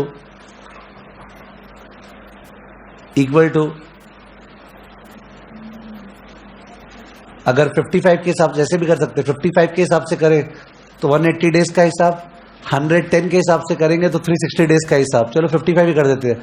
तो 55 इंटू कितना दिन बीता है, तो 180 में से 43 गया, कितना 137/180. 137/180. ओके, एंड सितंबर से 17 फेब तक 137 डेज है, तो 137/180. 55 इंटू 137/180, ये तो नॉर्मल है. 180 दिन का कूपन 55, तो 137 डेज का कूपन कितना क्या आया? 41.86. Therefore clean price equal to minus कर दिए 950.89 minus 41.86. Clean price equal to 950.89 minus 41.86 क्या 909.03 ओके 909.03 जो आंसर है. क्लीन और डर्टी प्राइस का सम आज तक केवल एक बार आया हुआ है. ठीक है, तो it has come just once. तो यहाँ पे मैंने एक मंथ एग्जाम्पल लेके सॉल्व किया. तो if you have to refer to that sum, parallel sum सारा बुक में दिया हुआ है. इसी में क्लीन डर्टी प्राइस का भी है, रिफंडिंग का भी है, सारा सम्स आप देखोगे. तो ये देखने के बाद वो देखे, हाँ कॉन्फिडेंट हो गया इंस्टीट्यूट का सम भी हो रहा है. दैट वे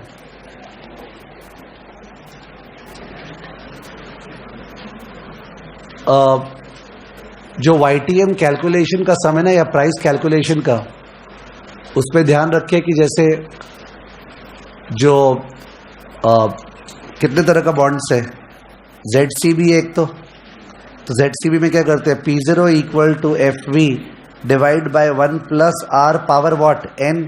तो you have to find out R ना. तो R निकालने के लिए क्या करेंगे, R equal to FV divide by what P0 to the power 1 by N minus 1. जो यील्ड निकालना है वो ZCB का तो ऐसे निकलता है, आउटफ्लो इक्वल टू इनफ्लो.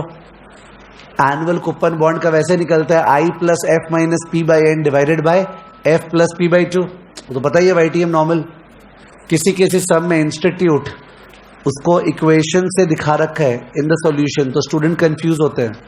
मैं बोलना चाह रहा हूँ YTM निकालना था कोई सब में और कर देना चाहिए था I plus F minus P by N divide by F plus P by two, but institute क्या किया है, P0 equal to coupon into PVAF R comma N plus 1000 into PVF R comma N, फिर R को let R equal to लेके जैसे cabbage में करते ना, वो किया हुआ है। कभी भी वो फॉलो नहीं करना पड़ता है, आप शॉर्टकट फॉर्मूला लगा सकते हो, तो you don't have to think that नहीं लगता वैसे करना है, ठीक है।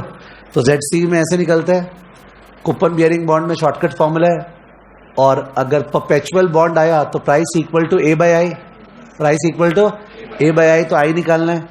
और अगर मनी मार्केट इंस्ट्रूमेंट आया, कौन सा इंस्ट्रूमेंट, मनी मार्केट इंस्ट्रूमेंट आया, शॉर्ट टर्म इंस्ट्रूमेंट, तो उस केस में जैसे टी बिल्स वगैरह है उसका तो F minus P divided by P into 100 into 365 by what N। Money market instrument में F minus P by P into 100 into 365 by N, मतलब सब तरह का यील्ड तुमको आना चाहिए, ठीक है। लिख दो point number 5। Point number 6, yield on various instruments, yield on various instruments,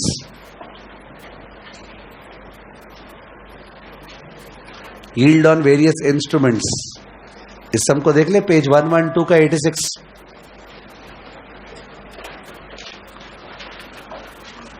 page 112 का 86।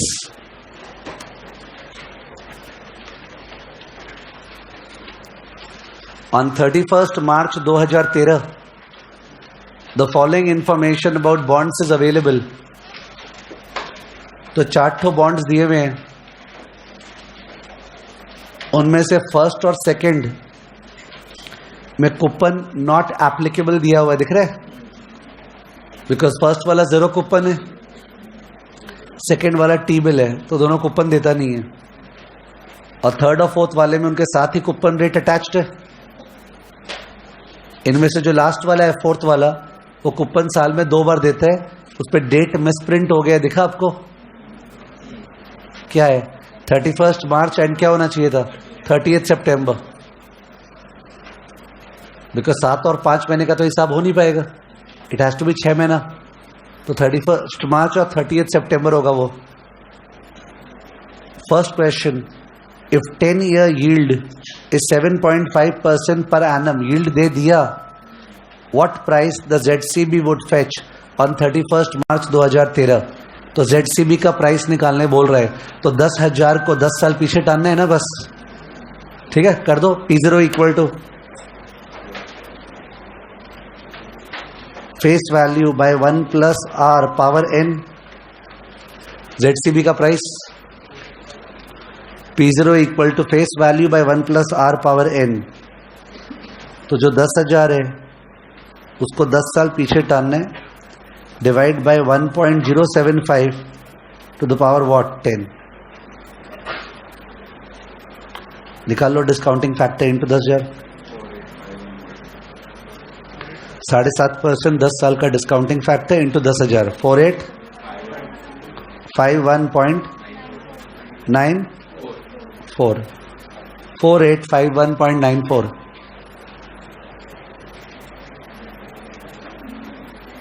Next number 2, what will be the annualised yield, इस बार यील्ड निकालने बोला है, if T bill is trading at 98,500, तो 98,500 प्राइस हो गया, और 1 लाख क्या है एफ, तो भाई करेंगे तो 1,500 कमाएंगे, और दे रहे कितना है 98,500, फिर इंटू 100 और फिर एनुअलाइज, तो लिख दो annualise yield is F minus P divide by P into 100 into 365 by n,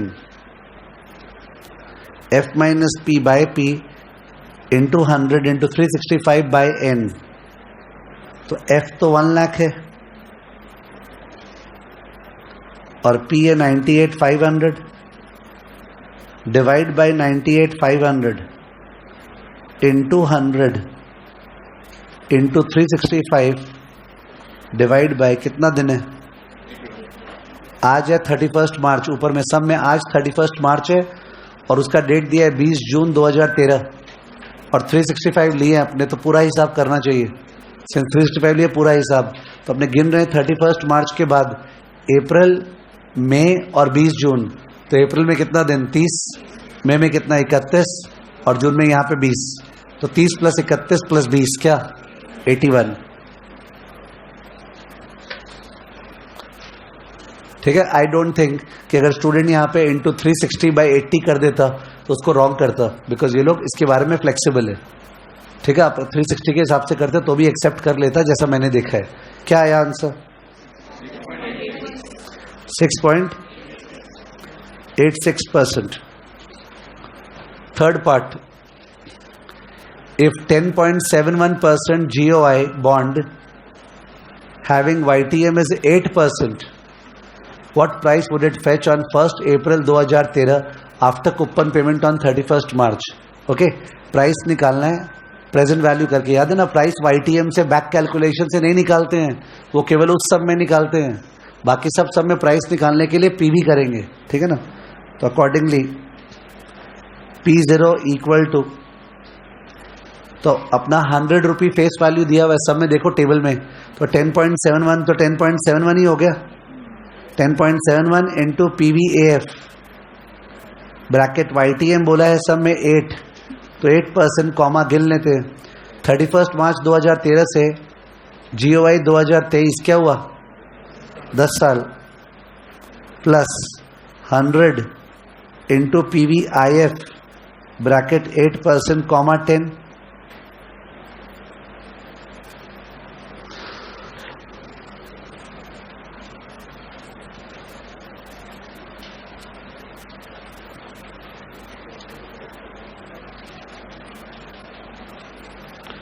तो सेंस कूपन ज्यादा है, टान रहे कमती से है, तो प्रीमियम बॉन्ड है। क्या आया 118.19 118.19। लास्ट पार्ट नंबर 4 दिया हुआ है, if the 10% GOI 2018 having YTM is 8%, what price would it fetch? तो ये सेमी एनुअल बॉन्ड था, प्राइस इक्वल टू, ठीक से कूपन देखा, कूपन 10% तो कितना होगा 5 इंटू PVAF ब्रैकेट 8 का आधा 4% कॉमा 2013 से 2018 5 साल में कितना period 10 plus 100 into PVIF 4% comma 10।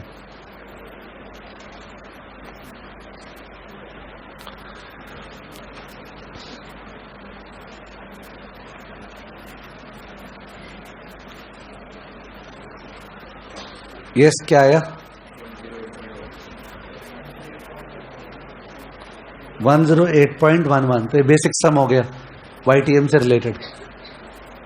Okay 108.11 108.11।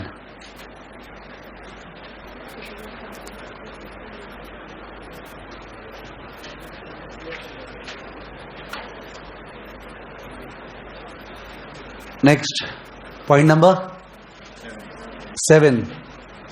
Point number 7 में एम्बिगुअस सम, पॉइंट नंबर 7 में ambiguous some,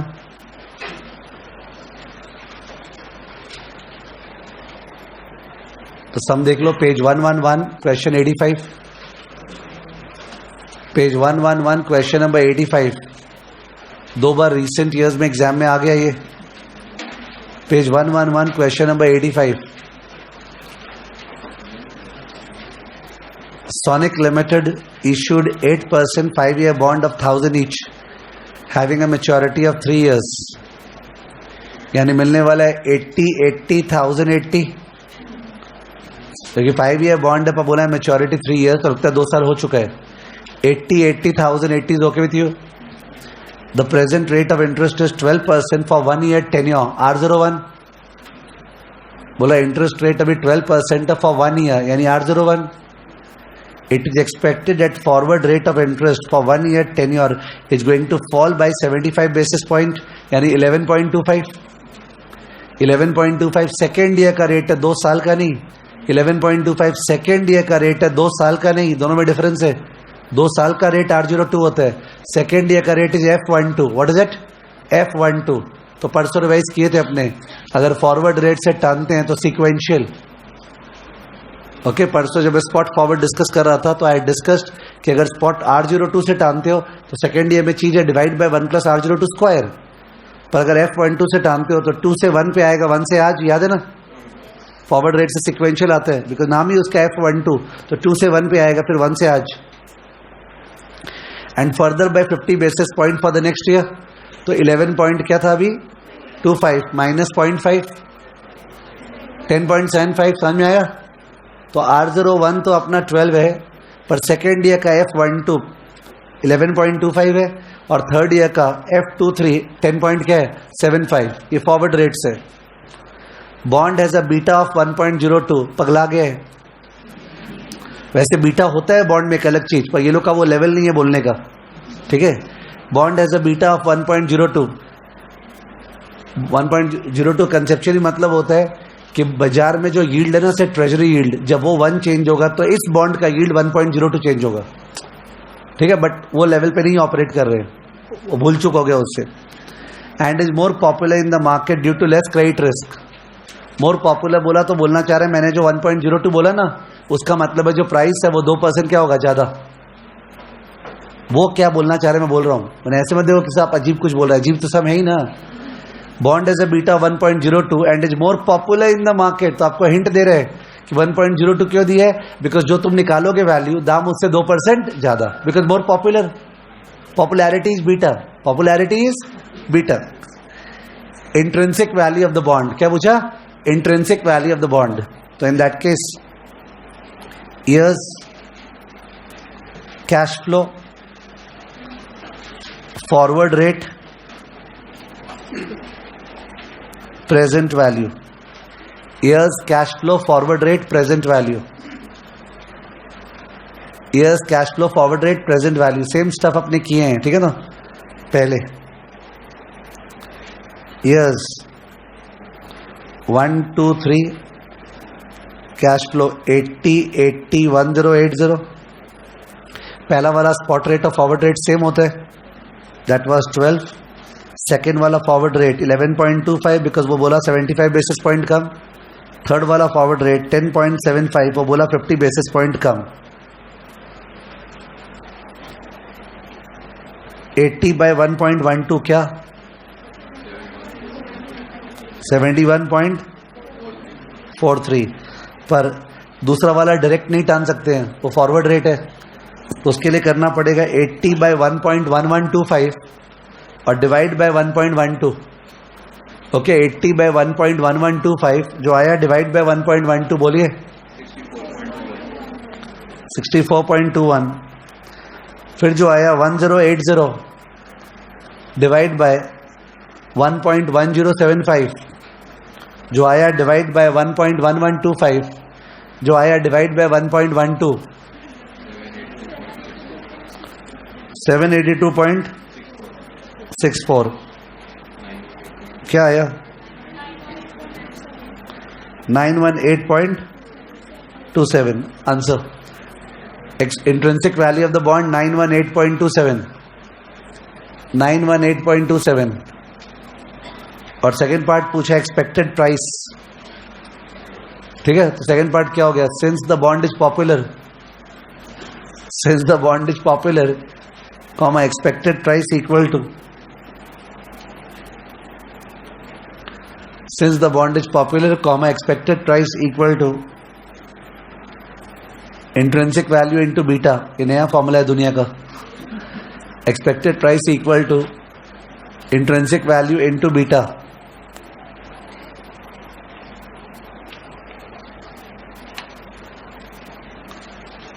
intrinsic value into beta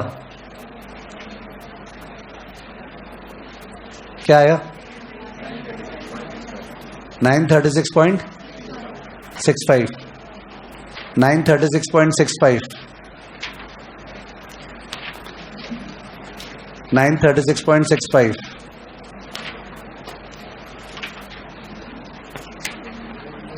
Point number 8. Point number 8. Term structure, comma, spot rate and forward rate. Term structure dash spot rate and forward rate वो अपने कर चुके, ठीक है. तो केवल पॉइंट लिख रहे हैं. Term structure dash spot rate and forward rate.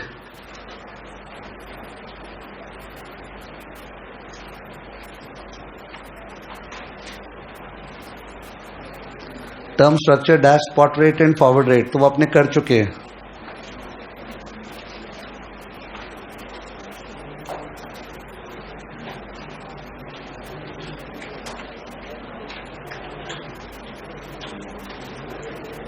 ठीक है. तो अपना बॉन्ड खत्म हो गया और बॉन्ड बहुत बढ़िया से खत्म हुआ है बिकॉज कंपैक्ट टॉपिक था, तो उस पर वैसा नहीं होता कि छोड़ना पड़ा कुछ. मोर और less everything we have covered in bond. So we are moving into some side issues because second break के बाद जब ये करेंगे तो इक्विटी चालू कर देंगे. अभी अपने कुछ साइड सम्स कर लेते हैं, जैसे कि ये म्यूचुअल फंड का और एक्सपोनेंशियल मूविंग एवरेज का. ठीक है, लिख दो. पहले लिख दो हेडिंग अलग से, EMA exponential moving average.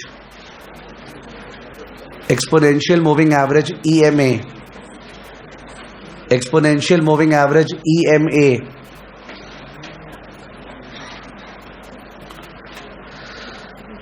Exponential moving average EMA.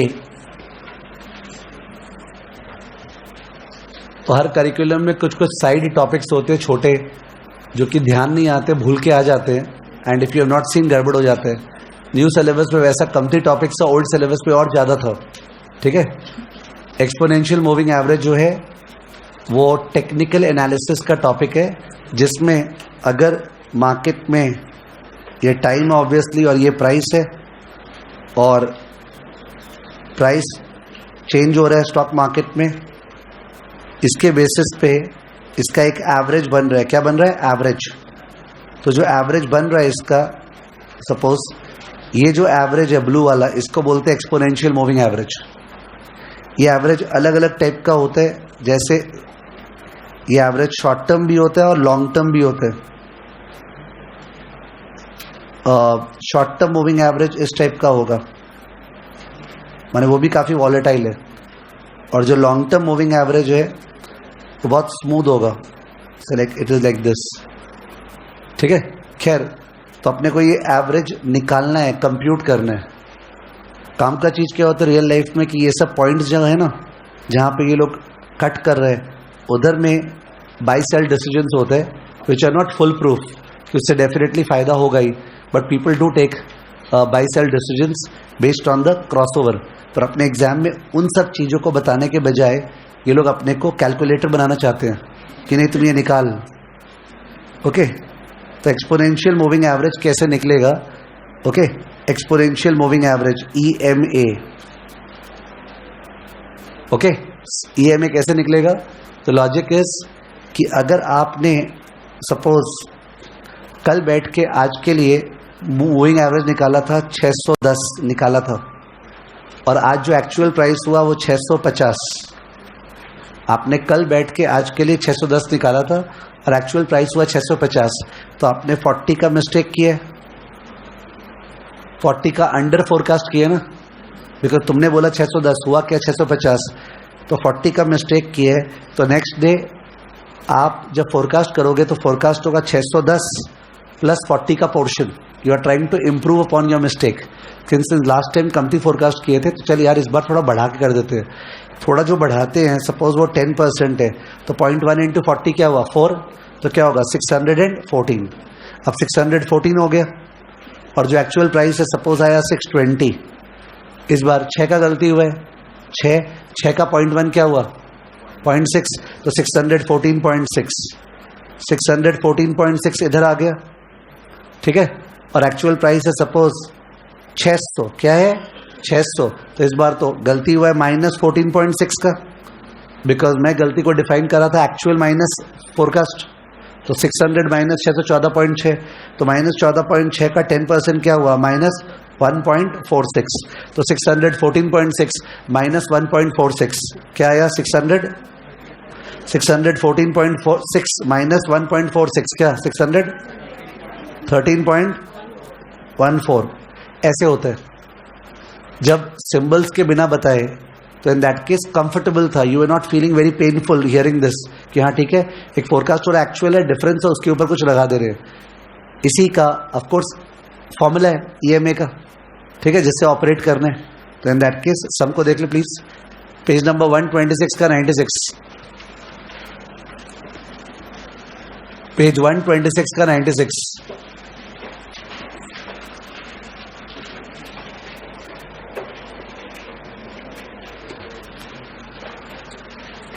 Okay, new syllabus में बॉन्ड में को ध्यान आया कि न्यू सिलेबस में केवल बॉन्ड में कुछ कॉम्प्लिकेटेड थियरी दिया हुआ, थियरी स्वैप के ऊपर। Okay, yield enhancing swap, pure yield pickup swap. तो जिन्होंने क्लासेस ली है, if you will check your copy you will find वो theory towards the end of the bond chapter मेरा लिखाया हुआ है, कराया हुआ है, ठीक है। अदरवाइज स्टडी मैट में भी है, ठीक है। तो वो सब जो डिफरेंशियल थियरी है ना, वो छूटना नहीं चाहिए, इट कैन कम, ठीक है। ओके, तो पेज 126 में sum number 96, closing values of the BSE Sensex from the 6th to the 17th day of the month of Jan 2010 were as follows। तो ये लोग सेंसेक्स का वैल्यूज दिया अपने को 14,522, 14,925 वगैरह वगैरह, दिख रहा है आपको, बीच में ट्रेडिंग नहीं हुआ है। Calculate EMA of the Sensex, calculate EMA of the Sensex during the above period. The 30 days simple moving average of the Sensex can be assumed to be 15,000. Value of the exponent for 30 days is 0.062। और उसके बाद हंसी का बात है, लिखा है give detailed analysis on the basis of your calculation. और डिटेल्ड एनालिसिस क्या है? नेक्स्ट पेज में देख लो, 3 लाइन का वो डिटेल्ड एनालिसिस है, क्योंकि डिटेल्ड एनालिसिस 4-6 दिन के बेसिस पे हो ही नहीं सकता है, ठीक है। तो खैर फॉर्मूला क्या है डिस्कस करें। फॉर्मूला क्या है? फॉर्मूला है FT is equal to FT minus 1, लिख दीजिए, प्लस अल्फा इंटू ET। ये फॉर्मूला है ईएमए का। हम लोग भी यही कर रहे थे, याद है तुम लोग को? मैं नेक्स्ट वाला निकालने के लिए प्रीवियस वाला ले रहा था और फिर 0.1 इंटू गलती कर रहा था। अगर उसको रिलेट करोगे मेरे नंबर से तो आप नेक्स्ट वाला निकालने के लिए प्रीवियस वाला ले रहे थे और फिर 0.1 इंटू गलती कर रहे थे। तो FT माइनस 1 हो गया प्रीवियस ईएमए,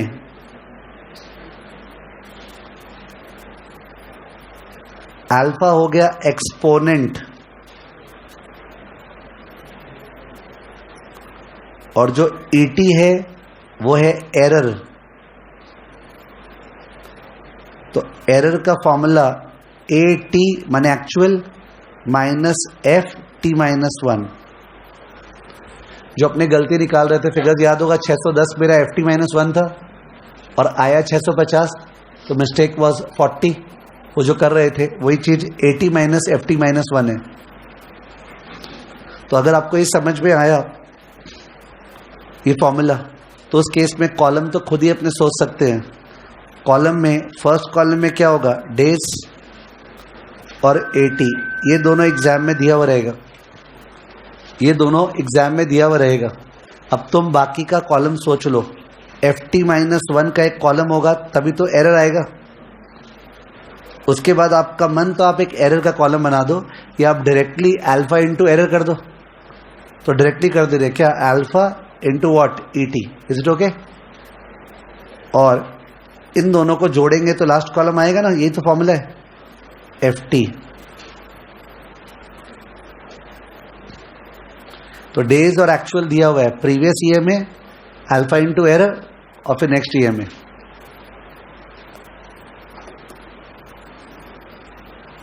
सही है। अल्फा जो है ना, अल्फा का जो फॉर्मूला है, अल्फा का फॉर्मूला या तो अल्फा दिया रहेगा जैसे सब में दिया हुआ है, वरना अल्फा का फॉर्मूला है 2 बाई पीरियड। क्या फॉर्मूला है? 2 बाई पीरियड। एक बार चेक करो 2 बाई 30 क्या होता है? 2 बाई पीरियड। तो 2/30 क्या होते हैं? 0.067 होते हैं, 0.067। ये लोग दिया है 0.062, तो इन दैट केस जो दिया वो यूज करेंगे, नहीं दिया तो इट्स 2/पीरियड, नहीं दिया तो 2/पीरियड। अल्फा का फॉर्मूला 2/पीरियड। तो हम लोग 2/30 लेते हैं, पर हम लोग 0.062 लेंगे, वो लोग ने 0.062 दिए। अब जो पहला वाला ईएमए है ना, पहला वाला जिससे सम स्टार्ट करें, एक बार पहला वाला पता चल जाए फिर तो उसके हेल्प से दूसरा वाला, फिर दूसरा से तीसरा आ जाएगा। फर्स्ट वाला ईएमए तो पता होना चाहिए। तो फर्स्ट वाला ईएमए कुछ पुराने दिनों का सिंपल मूविंग एवरेज होता है। क्या होता है? Simple moving average. वो इन्होंने दिया था बीच में कि the simple moving average is what? 15,000। तो अकॉर्डिंगली अपने अपने हिसाब से सम चालू करें। चलो, डे 1 एक्चुअल प्राइस दिया हुआ है सम में 14,522 और ऊपर में एसएमए दिया हुआ था 15,000। तो 14,522 और 15,000 माइनस किए। 14,522 minus 15,000 is equal to minus क्या? माइनस जो भी आया दैट इनटू 0.062, जो भी आपका आया डिफरेंस माइनस में दैट इनटू 0.062 माइनस 29.64। तो 15,000 माइनस 29.64 14,970.36। समझे? 14,970.36। ये 14,970.36 FT -1 इधर आ गया 14,970.36। और डे 2 में जो एक्चुअल प्राइस दिया हुआ था ऊपर सब में 14,925। फिर से डिफरेंस निकाल लो। 14,925 माइनस 14,970.36 इक्वल टू जो आया इंटू 0.062। बोलो माइनस 2.81। तो 14,970.36 माइनस 2.81। ओके, 14,970.36 माइनस 2.81 बोलिए। 14,967.55। तो 14,967.55। तो डे कौन से में पहुंचे? डे 5 ना कि 6? हाँ, डे 5 में बाकी दिन छुट्टी था, तो डे 5। तो डे 5 को एक्चुअल दिया हुआ है 15,222, समय दिया हुआ है 15,222 और हमारा जो आया वो 14,967.55 67.55। वापस से डिफरेंस निकालना है इंटू 0.062। डिफरेंस निकालना है इंटू 0.062। क्या? 15.77। तो 14,967.55 प्लस 15.77 14,983.33 एंड सो ऑन। ठीक है? There are 2 points of here. One is कि ईएमए तुमको ध्यान भी आएगा क्या? सेकेंड इज अगर ध्यान आ गया तो क्या तुम एक्यूरेटली कर पाएगा या कोई सिली मिस्टेक हो जाएगा? These are the two things. One is EMA ध्यान आना कि ब्लैंक ही हो गया because you not seen, how will you remember on that day? और दूसरा है अगर ध्यान भी आया तो एग्जीक्यूशन में प्रॉब्लम। ध्यान आने के लिए वो जो टोन है ना कि EMA क्या होता है, प्रीवियस वाला जो था प्लस जो गलती किए थे उस गलती को सुधार रहे हैं, वो toning is important. Some tone is there, formula याद आ जाता है कि जो प्रीवियस वाला था उसमें जो प्रीवियस गलती किए थे उस गलती का एक फ्रैक्शन को सुधारते हैं, you get some head start and then you can perhaps remember the formula. ठीक है? और कॉलम्स पता रहना चाहिए कि कॉलम में कैसे कैसे करना है एंड अकॉर्डिंगली होगा। कमेंट पे टेंशन नहीं लेना है। कमेंट कैसे होता है सुन लो। जो मूविंग एवरेज और प्राइस आएगा वो या तो ऊपर की तरफ जा रहा होगा या नीचे की तरफ। अगर ऊपर की तरफ जा रहा होगा तो हम लोग बोलेंगे there is an up trend, नीचे की तरफ जा रहा होगा तो हम लोग बोलेंगे there is a down trend. ऊपर नीचे कंफ्यूज हो रहा होगा तो बोलेंगे there is a sideways trend. There is an up trend, there is a down trend, there is a sideways trend. Up trend हुआ तो हम लोग बोलेंगे we should buy because trend is your friend. Down trend हुआ तो we should sell. और sideways trend हुआ तो we can not take any concrete decision, hold. फिर लास्ट में further information is required to take a concrete decision. तो ये बात है, हमारी बेवकूफ़ी क्या है, तुम सम करते हुए थक गए और तुम लास्ट में कंक्लूजन नहीं लिखा. This is bad. You are losing out easy marks because question का ब्रेकअप क्या होगा. सपोज 4+2, 4+2, 2 नंबर तो गया तुम्हारा बिकॉज तुमने लिखा नहीं वो.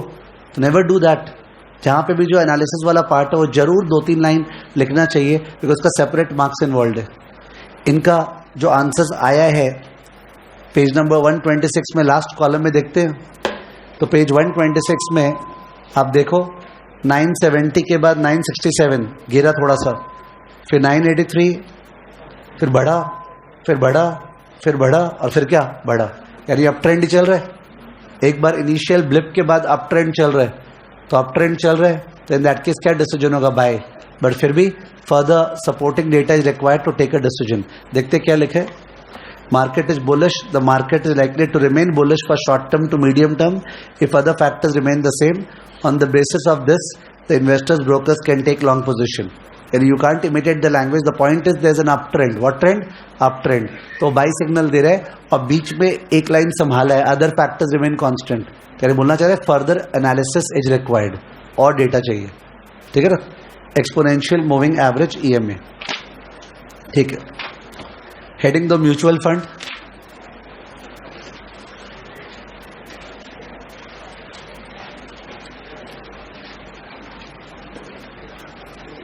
सो म्यूचुअल फंड जो है उस पर कुछ भी वैसे तो डिफिकल्ट होता नहीं है टॉपिक में, बट इंपॉर्टेंट टॉपिक हमेशा से होता है.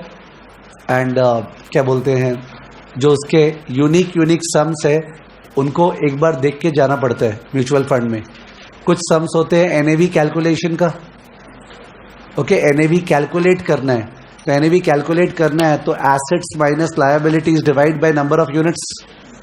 अब उसका कितना सम्स होता है डिस्कस कर रहे हैं. एक तो ऐसा सम है जिसमें साल के एंड का एनएवी निकालना है बट साल के बिगिनिंग का दिया है. साल के एंड का निकालना है, साल के बिगिनिंग का दिया है. जब म्यूचुअल फंड चालू हुआ उस समय से वो 500 लाख उठाया. 500 लाख उठा के उस पर से 480 लाख का पोर्टफोलियो बनाया क्योंकि उसका 10 लाख कैश बैलेंस है और 10 लाख खर्चा लग गया था. तो उसने बता दिया कि 500 लाख उठाए थे, 10 लाख कैश बैलेंस है और 480 लाख का पोर्टफोलियो बता दिया. ये शेयर्स लिए, ये बॉन्ड लिए, ये शेयर्स लिए, ये बॉन्ड लिए. ठीक है, ये सब चालू हुआ. अब क्या बोलेगा, अब बोलेगा पूरे साल भर वो बॉन्ड से इंटरेस्ट मिला, वो शेयर से डिविडेंड मिला, शेयर का दाम चेंज हुआ, बॉन्ड का दाम चेंज हुआ, खर्चा लगा, ऑपरेशनल खर्चा. तो इन दैट केस आप साल के एंड का एनएवी निकालो. समझो, साल के एंड का एनएवी निकालो. तो अपने अकॉर्डिंगली एनएवी निकालने के लिए एसेट्स माइनस लायबिलिटी. एसेट्स में एक एसेट कौन सा है, कैश. तो पहले कैश बैलेंस निकालेंगे. किसा ओपनिंग कैश बैलेंस था, डिविडेंड आया, इंटरेस्ट आया, ऐड, खर्चा लगा, लेस करके अपना क्लोजिंग कैश बैलेंस आ गया. हो सकता है कोई ऐसा खर्चा है जो आउटस्टैंडिंग है, पे नहीं किया, तो वो कैश से लेस नहीं होगा पर फिर भी वो लायबिलिटी में आएगा ना. वन हैज टू रिमेंबर, ऐसे तो कैश पे लेस हो जाता और ऐसे वो लायबिलिटी में आ जाएगा. तो कैश बैलेंस आपको निकालना पड़ेगा. और जो बाकी का शेयर्स और बॉन्ड था उसका तो नया दाम दिया है वो, तो उसको रीवैल्यू कर दो. तो सारा कैश आ गया, सारा एसेट्स आ गया, less liability, net assets divide by number of units. एक तो ऐसा एनएवी का सम होता है. ठीक है. तो दूसरा एनएवी का सम होता है जिसमें झमेला नहीं है. जिस दिन का है उस दिन का सारा चीज दिया हुआ है, आज ही एनएवी निकालना है, सारा चीज दिया हुआ है, पर उनको रीवैल्यू करना है. क्या करना है, रीवैल्यू. तो कुछ लिस्टेड होता है, कुछ अनलिस्टेड होता है. जो चीज लिस्टेड बॉन्ड्स है वो तो बाजार में कोट हो रहा है, उसका दाम अवेलेबल होगा. जो अनलिस्टेड है उसको कॉस्ट वगैरह पे लेने बोलेगा अपने को. ठीक है. तो लिस्टेड और अनलिस्टेड तो वो एक एक पढ़ के, और प्लस अगर by chance suppose mutual fund index fund है, क्या फंड है, इंडेक्स फंड, नाम से समझ में आ रहा होगा. वो आपका पैसा कहाँ लगाते हैं, इंडेक्स में. इंडेक्स है ना, इंडेक्स फंड पैसिव है. वो आपका पैसा सीधा निफ्टी या सेंसेक्स में लगाता है. तो वो लोग क्या करेगा, आपको निफ्टी या सेंसेक्स कितना से कितना हो गया बता देगा. जैसे निफ्टी जो है से सपोज 10,500 से 11,900 हो गया, तो 10,500 से 11,900 हो गया. और अगर हम लोग उस पर 40 करोड़ लगाए थे तो 40 करोड़ क्या हो गया, 40 इंटू 11,900 बाई 10,500. कॉमन सेंस है. बिकॉज वो तो इंडेक्स फंड था, तो इक्विटी का वैल्यू आ गया, बॉन्ड उंड का वैल्यू आ गया, और अकॉर्डिंगली अपने क्या निकाल दिए, एनएवी। ठीक है, तो एनएवी का वैसा सम्स होता है, बोलते समय ध्यान भी आ रहा होगा किया हुआ। ठीक है, तो एक तो एनएवी का सम्स है कि एनएवी कैलकुलेट का दो तरह का sums, beginning of the year से एंड ऑफ द ईयर, या फिर सीधा and of the year revaluation. Having said this, in sums को एक बार देखना जरूरी होता है। देखना जरूरी मतलब इनको तो लिख के भी नहीं करना है, बट देखते समय समझ में आता रहता है, इसको ऐसे वैल्यू करना है, इसको ऐसे value, because if you make a silly mistake that's very painful ना। तो I am not saying that you don't have to see, you have to see, but it's nothing investment of time involved. तो NAV का sum हुआ।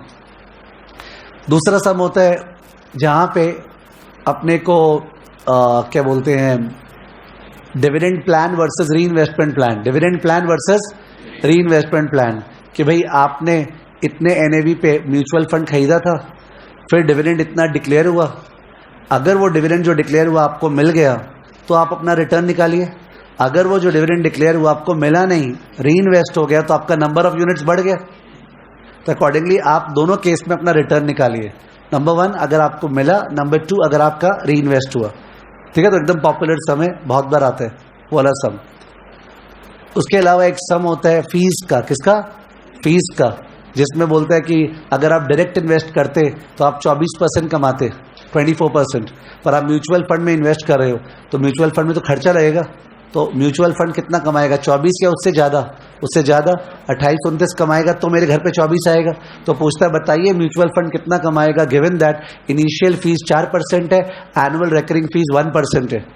ठीक है, तो अपने को वो जो एक फॉर्मूला से करते हैं, that is what they want, कि जो रिटर्न है जो कमाएगा डिवाइडेड बाय 1 माइनस इनिशियल, यानी डिवाइड बाय 0.96 और plus recurring is equal to what, 24%, and solve for what, annual return. मतलब एक लाइन में दे सॉल्व द सम। ठीक है, फिर ट्रेनर और शार्प का सम, जो मेरे को लगता है ज्यादा इंपॉर्टेंट है, कि म्यूचुअल फंड ऐसा ऐसा परफॉर्म किए थे, ये रिटर्न था, ये बीटा था, ये एसडी था, रैंक करो ना इनको according to sharp, according to trainer, तो सबका शार्प और ट्रेनर निकाल के उसको रैंक करना पड़ेगा। ठीक है, फिर बड़ा सम्स, तो बड़ा सम जो है वो जनरली वो वाला होता है, plan A, plan B, plan C, plan A bonus plan, plan B dividend reinvestment plan वगैरह। ठीक है, तो जो तीनों प्लान में अपने को रिटर्न कैलकुलेट करना पड़ता है। बड़ा सम मिसिंग फिगर वाला भी है। मिसिंग फिगर वाला मतलब एक सर्टेन डेट पे म्यूचुअल फंड चालू हुआ था, फिर 1 साल, फिर 6 महीना, फिर 1 साल वगैरह, और बोलता है बीच के डेट्स पे एनएवी निकालो। क्या निकालो, एनएवी। तो बैक कैलकुलेशन से सम करना पड़ता है। ये सारे सम्स किए हुए रहते हैं, इट्स जस्ट दैट इतने बढ़िया से आए कि उस पर सिली मिस्टेक नहीं करते। देखो म्यूचुअल फंड का एक नया सम बाई चांस आ गया, जैसे एक बार आया था अकाउंट्स का सम म्यूचुअल फंड में, अकाउंट्स का सम जिसमें वो सब था, क्या बोलते हैं आप लोग अकाउंट्स वाले पेपर में करते हो, आई am not remembering the word. उसमें ऐसा होता है कि नया इन्वेस्टर आया ना तो उसको पुराना डिविडेंड का हक क्यों मिलेगा, कौन सा, डिविडेंड इक्वलाइजेशन, डिविडेंड इक्वलाइजेशन का। तो डिविडेंड इक्वलाइजेशन वाला सम आया था, वो नया सम आया, ठीक है, अकाउंट से related, what ever it is. अगर ऐसा कुछ हुआ कि एकदम कोई नया अलग टाइप का सम आ गया तो उसके लिए तो बात हो गया ना, दुखी नहीं होना है, क्योंकि बाकी लोग को भी नहीं आता है। You have to very very careful. कोई भी सम जो तुमको लगता है टॉपिक, यार बॉन्ड तो हम चैंपियन है, ते कहाँ चैंपियन है, तुमको पता क्या है क्या क्या होता है, और बॉन्ड में कोई भी टॉपिक में there is a great degree of knowledge that is there, and they are indisciplined, by chance bad luck that could come in the exam. तो you can not be very very clear, हम जाते ही सबसे पहले forex करेंगे, ये सब नहीं चलेगा। आप ऐसे बैठा ही नहीं सकते, हम जाते ही पहले ये करेंगे वो करेंगे। आप ऑन द मेरिट देखोगे और उसके हिसाब से सीक्वेंस डिसाइड करोगे। सीक्वेंस सबसे ज्यादा तुम्हारा सक्सेस डिपेंडेंट है वो 3 घंटे पे, उसके बाद डिपेंडेंट है वो 2 दिन पे, उसके बाद डिपेंडेंट है अभी 1 महीने पे। रिमेंबर, तो मतलब गड़बड़ होने से द प्रॉब्लम्स आ जाए। तो you have to ensure that वो 3 आवर्स में आपका सीक्वेंसिंग सही जाए। ठीक है, और उसके लिए चाहिए क्या, पेपर का अप्रेजल, कि पेपर कैसा है। पेपर को अगर 5 कैटेगरी में डाल देना, very tough, tough, moderate, easy, very easy, 5 category. ठीक है, 5 का मतलब समझते होंगे। वेरी टफ मतलब बाप रे सारा ही नया दिया है, पैसा वाला 1 या 2 अपना सा लग रहा है। ठीक है, और टफ मतलब 1-2 सब एकदम नया दिया है, बड़ा बड़ा दिख रहा है, जैसे टर्न किए पेज तो कुछ नया दिख रहा है, और कुछ कुछ रिपीटेड भी है। ठीक है, मॉडरेट ठीक ठाक है, पर रिपीटेड सम से, पर डिफिकल्ट वाला रिपीटेड है। जैसे EMA आया तो EMA डिफिकल्टी माना जाएगा, बिकॉज कौन सुबह से रात तक EMA करता रहता है, ठीक है। उसके बाद जाके इजी सारा किया हुआ लग रहा है वैसे, और वेरी इजी, और एकदम सबसे सिंपल वाला सम दे दिए, तो वो एक कैटेगराइजेशन हो जाए, and then you are at peace that you know paper बढ़िया स्टूडेंट का भी ऐसा जाएगा, तो ठीक है यार, ये कंट्रोल में ये करते हैं, ठीक है। तो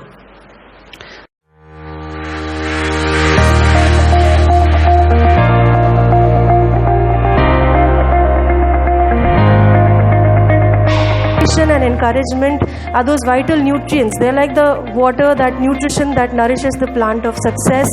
सही जगह पे हो, सही कंट्री में, आपने सही प्रोफेशन चुना है. The phases in your life when you will feel low, but then never give up and stay strong.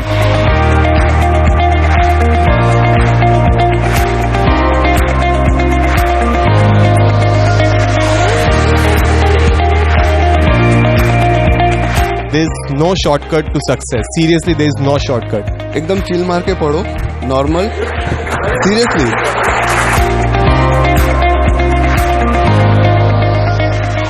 मेरा एक ही मंत्र था, जो सबकी कमजोरी है उसको अपनी ताकत बना लो. आप कितने घंटे पढ़े is not the main thing, it's about आपने उस घंटे में कितना अचीव किया. Any decision that you make in your life, trust yourself that yes, you have evaluated all your pros and cons. You have made a choice based on the best you think of it. Just trust yourself that yes, if you have chosen it, stay true to it. Give all of yourself to it, and that's how you can succeed in anything you want. Not just CA, but that's how you should live your life. मैं मेरे गांव से पहला हूं जिसने CA में enter किया और CA कंप्लीट किया. CA is not easy than 10th or 12th class.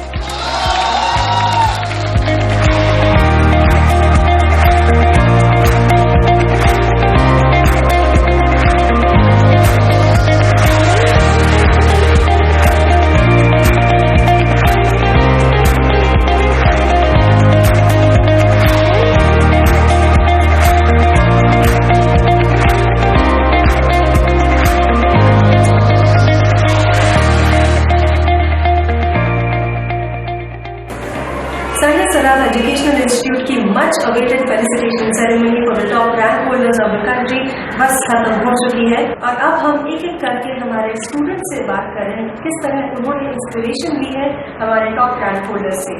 बहुत ही प्रोडक्टिव था, कंस्ट्रक्टिव था, and after speaking to the rank holders we have learned new strategies to prepare for our inter and for our CA course. एक चीज ये सीखी कि कभी मार्क्स के पीछे मत भागो, यही एम है कि अच्छे से पास होना, जितना अच्छा हो सके आगे सब अपने आप. Sanjay sir's method is like one of the best methods. It's a really frank method, and the way he teaches is a very informal one. So students kindly get to know the concept really well. And all the rank holders said that the notes are really well, and just study the notes and you'll clear the exams really well. That's it. Today I learned that आप जो deserve करते हो उसके लिए prepare करो, marks के बारे में मत सोचो, मार्क्स तो छक मार के आएंगे. इनसे मिलके पता चला कि मतलब पढ़ाई कैसे आगे करना है, मोटिवेशन भी मिला कि वो टेलर के बेटे होकर के जब रैंक 1 ला सकते हैं तो हम भी ला सकते हैं.